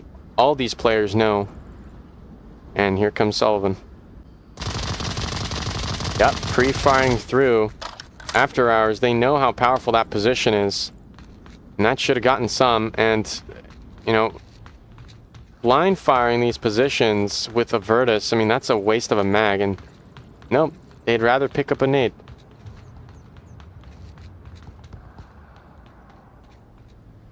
Scrapping the loadouts of their unfortunately dead teammates. Dish Soap posted out for sentry in case of a long angle into the east block, but no, it's open. Dark Tidings, they have given that up. It was just Toxic over there, and I believe they feel confident enough. Look at that. Crazy Dave spotted the M240. Why is that so loud? It's louder than my voice. Jeez. No call out. I didn't hear a call out. An AUG. This is good. This is really good. Maybe a wrong oh yeah, this is really good. They hear that AUG, and maybe there's more. Maybe there's more ammo in that one. Long angle here by Care Bear, beautiful, and they catch that pixel peak. Chandler goes down. This could be a point towards Dark Tidings. Another clutch, a 1v4. Dish Soap has got to deploy a flash in order to push, and there goes that flash. No, it's a smoke. It's a red one.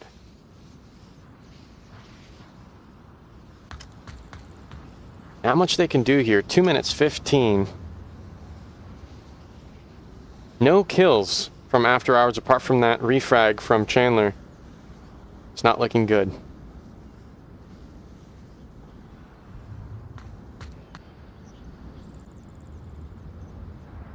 It's Crazy Dave who very well might get this frag.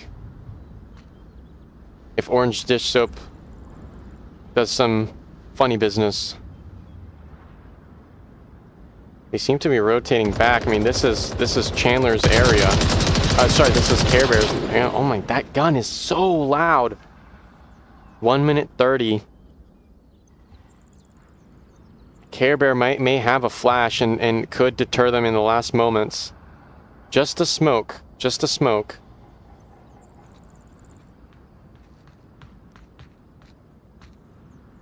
And nothing else on Dish Soap. Here comes the push, and this is definitely Nomad's kill. What? No. It's Care Bear who takes it. Nomad was sleeping on the job. A beautiful round, Volk round win. Dark Tidings, they redeem themselves after that Marsoc loss. 3-1. It's up to After Hours to maintain a fighting chance for map number 1. They've got to lock this Volk round down. And of all things, it's on the tank OBJ.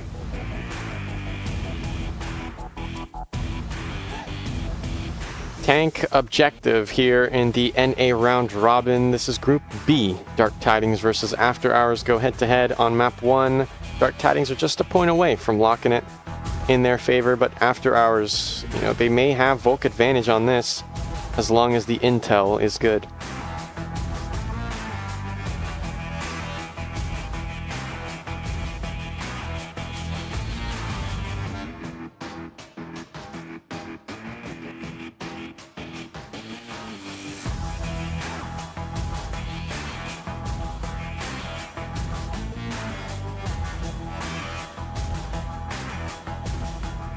Seems that Nightfire and I are in the same position. Animal House right now Animal House at this point 2-1 as I'm watching it. The stream delay shows 2-1 and his stream delay shows 2-1. So as you guys swap between the two maps, we're both 2-1 on the home team.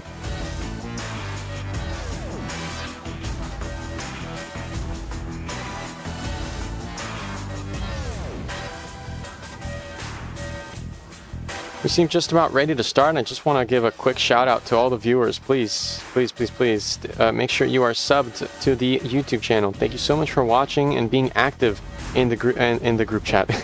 It might as well be a group chat at this point. Thank you for staying active and commenting in the live YouTube chat. We're here rocking with 25 players watching Dark Tidings versus After Hours here on Tank OBJ, round number 5. Dark Tidings, they spawn in the north. Oh, Toxic with an early pick onto Dish Soap. A big damage as it's only 4. Mr. 5 is out. Ooh, uh-oh. Not looking good for After Hours. Hopefully not a rage quit. Ninja again has control of the fridge, though they are playing a little bit more conservative, just waiting for a little peek. Nomad is on the other side. Oh, actually they crossed right in front of Kiat. Oh, Jesus. Was that a trade? That happened so quick. Incredible headshot. Where was that from? It must have been on OBJ because it's completely open. Fog Cabin and Ninja, they're watching the crosses, but what they're most exposed to is a south push. As Fog Cabin goes down, it's just Ninja. and they have to give this point away. They cannot get capped on. Ninja's still holding this, and again, they cannot see the south push. So if they decide to, you know, to squeeze in from all sides, oh, Toxic may go down. Oh my God, it's not a confirm. Tilted fridge on the west wall of it. He's just tucked in.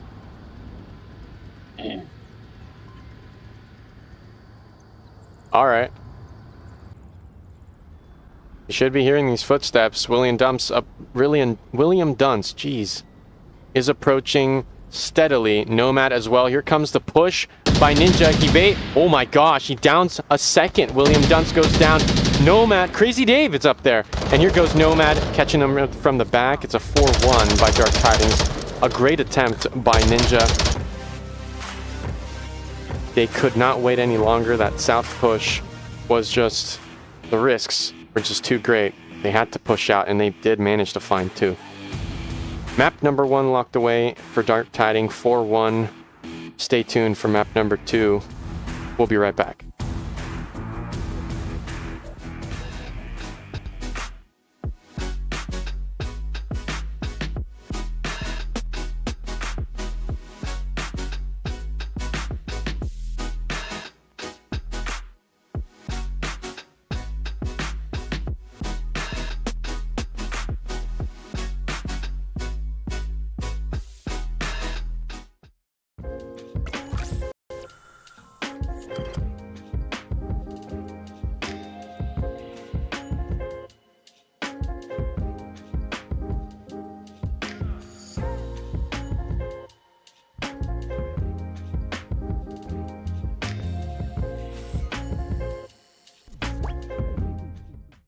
Ain't accept and ignore, just kicking down all the doors. Guarantee you, boy, fast forward, it's gotta be real big. I gotta make it just for my kids and for their kids, just kids. That's wealth years and years. Promise my brother soon as he out and finish this bid, we finna do it bigger than anybody ever did. The odds is real big, jobs that's real big. Satan trying a little, my God is real big. Stayed up on the grind on the cars is real big. I gotta do it big, the only way that I can live.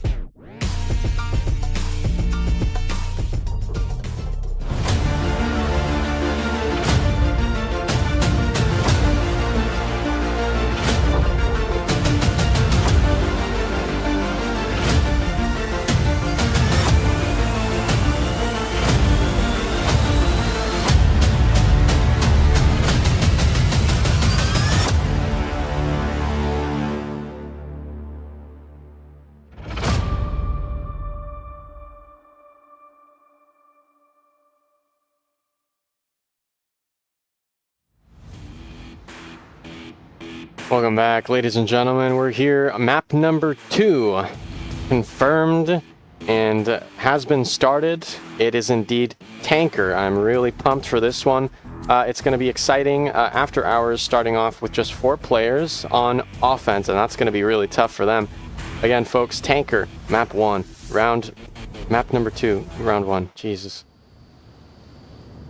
Well, here goes nothing. It's 4 players, all pushing. Oh my gosh, Care Bear almost finds one, and a beautiful nade just inches away from taking Toxic on the north, and Nomad finds Ninja. Chandler, a frag onto Care Bear. And the important, oh my god, a double! Dish Soap finding a second. Nomad, the Crazy Dave, they are committed to this long flank. They have to move fast. It's just 2 against 3 on OBJ. Oh my gosh. William and Chandler in a quick disagreement as William just backs up. Chandler gets that pick. It's just Toxic on OBJ. Crazy Dave goes down on the flank. It's Toxic. They're chasing Chandler. Chandler, here's those footsteps. Oh my god, a double. What a frag. With just 4 players, After Hours take the first round. Even with 4 players, their map pick, it's looking really good. It's looking very good.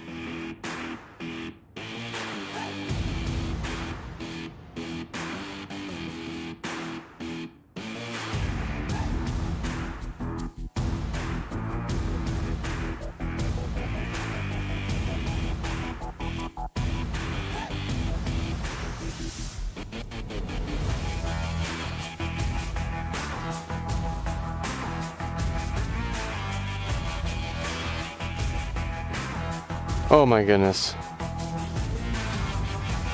Sorry guys, I don't have that much I don't have that much fuel left in me. I did have some caffeine, but it will start to wear off as we approach the end of map 2. I just really want to pay my respects and say that you know, it's I don't stream, I don't cast because, you know, I want the recognition. For me it's fun, and you know, it kind of has to be done. It's been a great learning experience to cast alongside side by side Nightfire. He's been a great example of how it's done. Obviously there have been a lot of changes and a lot of changes that I've been wanting to see firsthand and do myself, and really thank you to the production team, Offbeat, as well as the moderators who kind of put up with my BS. Thank you, Ninja, and all the League mods for Onward. It's been really, really fun so far, and I thank you all for kind of putting up with Jumbait. What a down. Chandler and a confirm through the pallets. That's a quick frag. It's a 3 left, and a flash to counter it. That should catch Toxic. Fog gets hit by, I think, Care Bear. William here on the underside.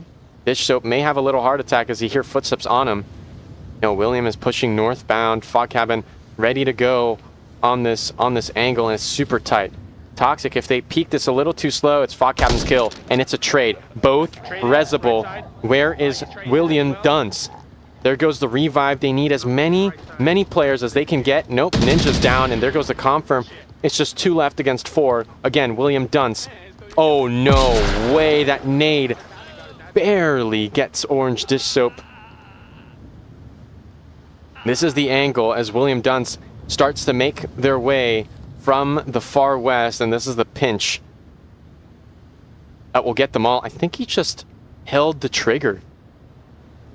You will see Fog in just a second. Oh no. He saw Dish Soap.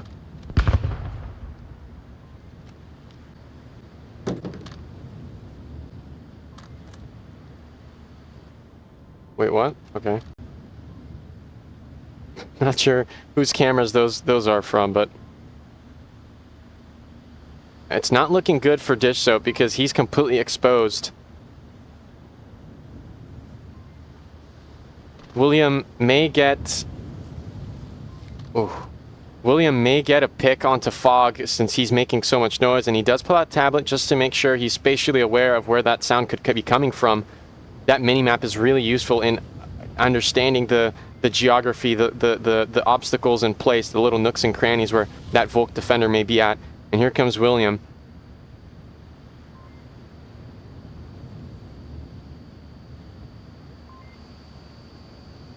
Yep, a quick kill with the Virtus. Dish Soap gets Nomad, but the tablet is out for William, and this is the cap.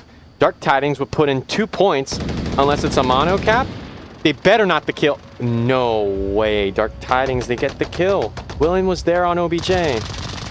Oh no. That was so close. That was unnecessarily close. Oh man. If Dunce just had a couple more seconds, I'm confident they could have gotten the cap. That guy's really good. Oh my gosh. What could have been a cap of a huge 2-1 for round number 2. No, Dark Tidings, they lock away a single point. Very close. Very, very, very close indeed.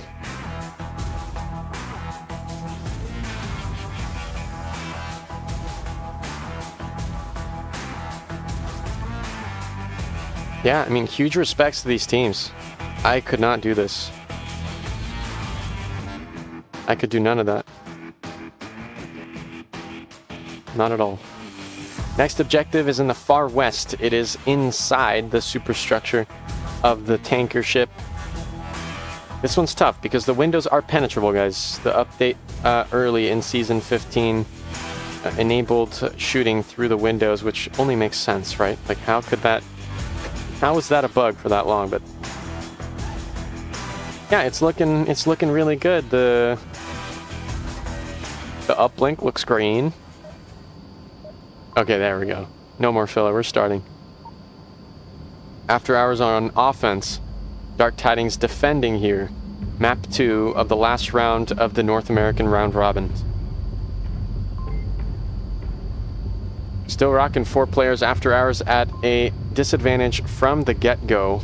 Land Force wins both against Animal House, yeah. Knock it off, I'll do it. Ninja vanish! I could never. Anyways, look at Ninja. Ninja wants the kills. Ninja wants to show us if he can ace. Yep, little quick pre-fire through the dark spot in the windows, but Dark Tidings, they're not that pushed up. They've got control of the finish line right direct east of the superstructure, but no, they don't like putting a roamer down. William Dunce is actually having a really aggressive angle.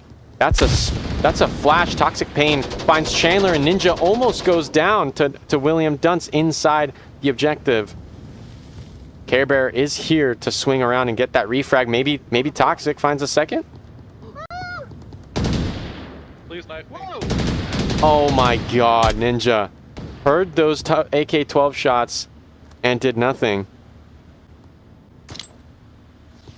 A little smoke toss to shut down that cross, that angle, and Toxic Pain begins to rotate around, controlling more of the map. Fog Cabin, ooh, seemed as if they were going to fall into their line, but Dish Soap, what the heck? He got past Care Bear. Now Care Bear's looking behind him. This is uncomfortable. Yep, there goes Toxic Pain. Echo 3. Finds one through the doors, and it's left to Dish Soap, and yep, there you go, a second point for Dark Tidings. And this is just numbers advantage, folks. There's not much After Hours are doing to really secure momentum here on their Marstock or defense. It's just too difficult. I think, you know, Ninja was distracted despite the AK-12 rounds coming from the south by Toxic Pain. A good 4-1 KD by Toxic.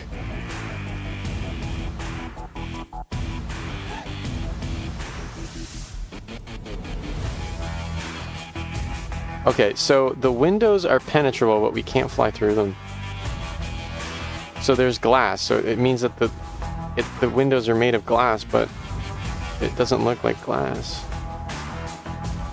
I'm confusion. Here we go, quickly starting map number 4. Map number 4, guys, I'm running out of steam. Holy smokes. Round number 4, oh my god.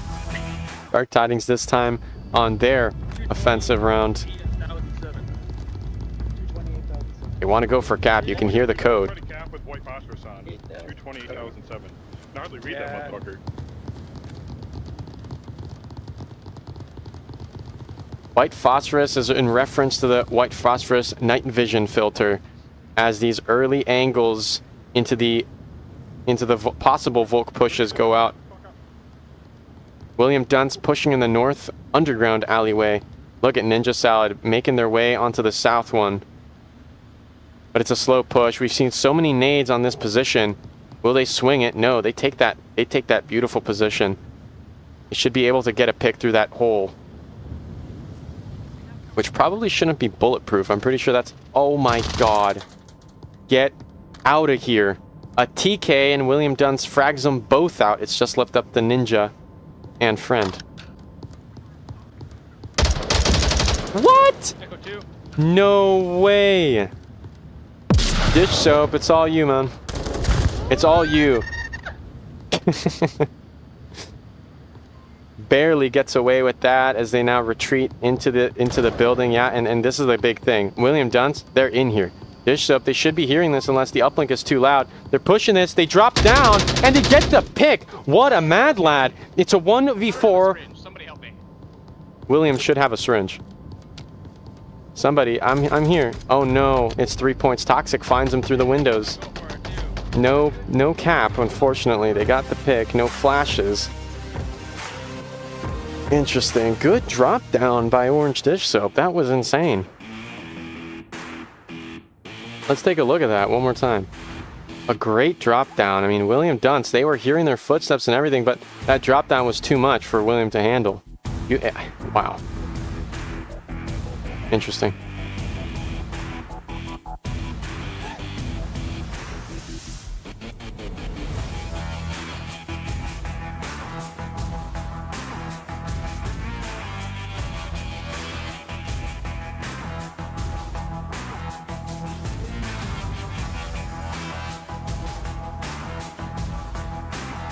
My goodness.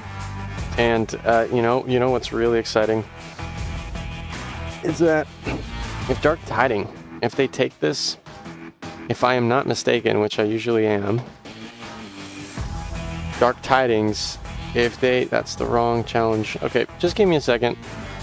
Chum being chum, give me a second. Okay, here we go. Dark Tidings wins this.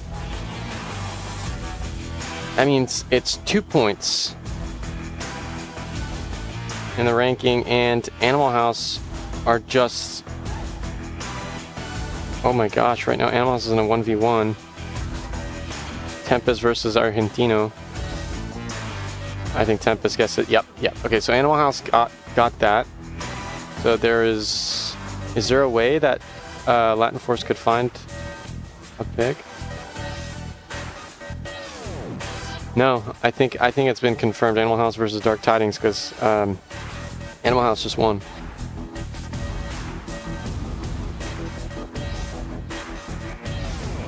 Here we go into round number 5.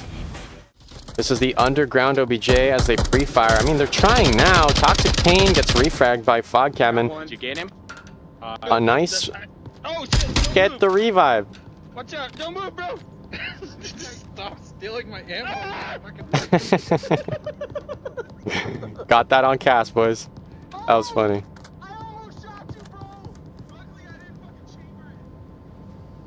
Yeah, it's a 4v4. It's a good start for After Hours, but you know, the real challenges are all these get out. Oh my fucking god.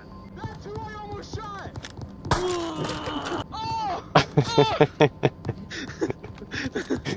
Now it's time to down Fog. Down Fog. Come on, down him. I got this. No, here's right here at the north door. Ooh, that nade. Oh my gosh, on the rotation, Orange Dish Soap finds Love, but Crazy Dave with the quick oh my god. Is that it? Nomad finds one. Too aggressive. No, Ninja too aggressive. Two dead. No way. What could have been a cap. Nomad comes out from nowhere. Fog, lucky to be alive, does get the flash through. No, but Crazy Dave is here. Finds the pick, but Fog Cabin is pinned. If they find, no, they trade. Dark Tidings. Oh no. That was almost a cap after all those team downs. That's it, folks. It's official. Dark Tidings, they win round number 3, 4-1, 4-1 against After Hours on Bazaar and Tanker. Again, this was the last matchup of the NA round robin for season 15. It was an absolute pleasure to be here for the Challenger Cup and the round robins for all regions. I'm really excited for what the finals, the regional finals, will yield. It's going to be fun, and please do check out, pay close attention to the OA cast as well. That's coming next week. KFOT versus Jamina's fight. I think it's on Saturday. Should be the 16th of December. Don't quote me, but it should be. Again, the OA cast, big deal. KFOT may return into the World Cup, and it's a big maybe. That's a very big maybe. They've shown a little cracks, a little weaknesses here. Look at that pick by Nomad. Beautiful kills by After Hours. Funny dynamic, and overall a stomp by Dark Tidings. It's been an absolute pleasure. Thank you so much for watching. My name was Chumbate. Stay tuned for the regional semis and finals next week, the 15th and 16th. Chummy signing off. Have a great night.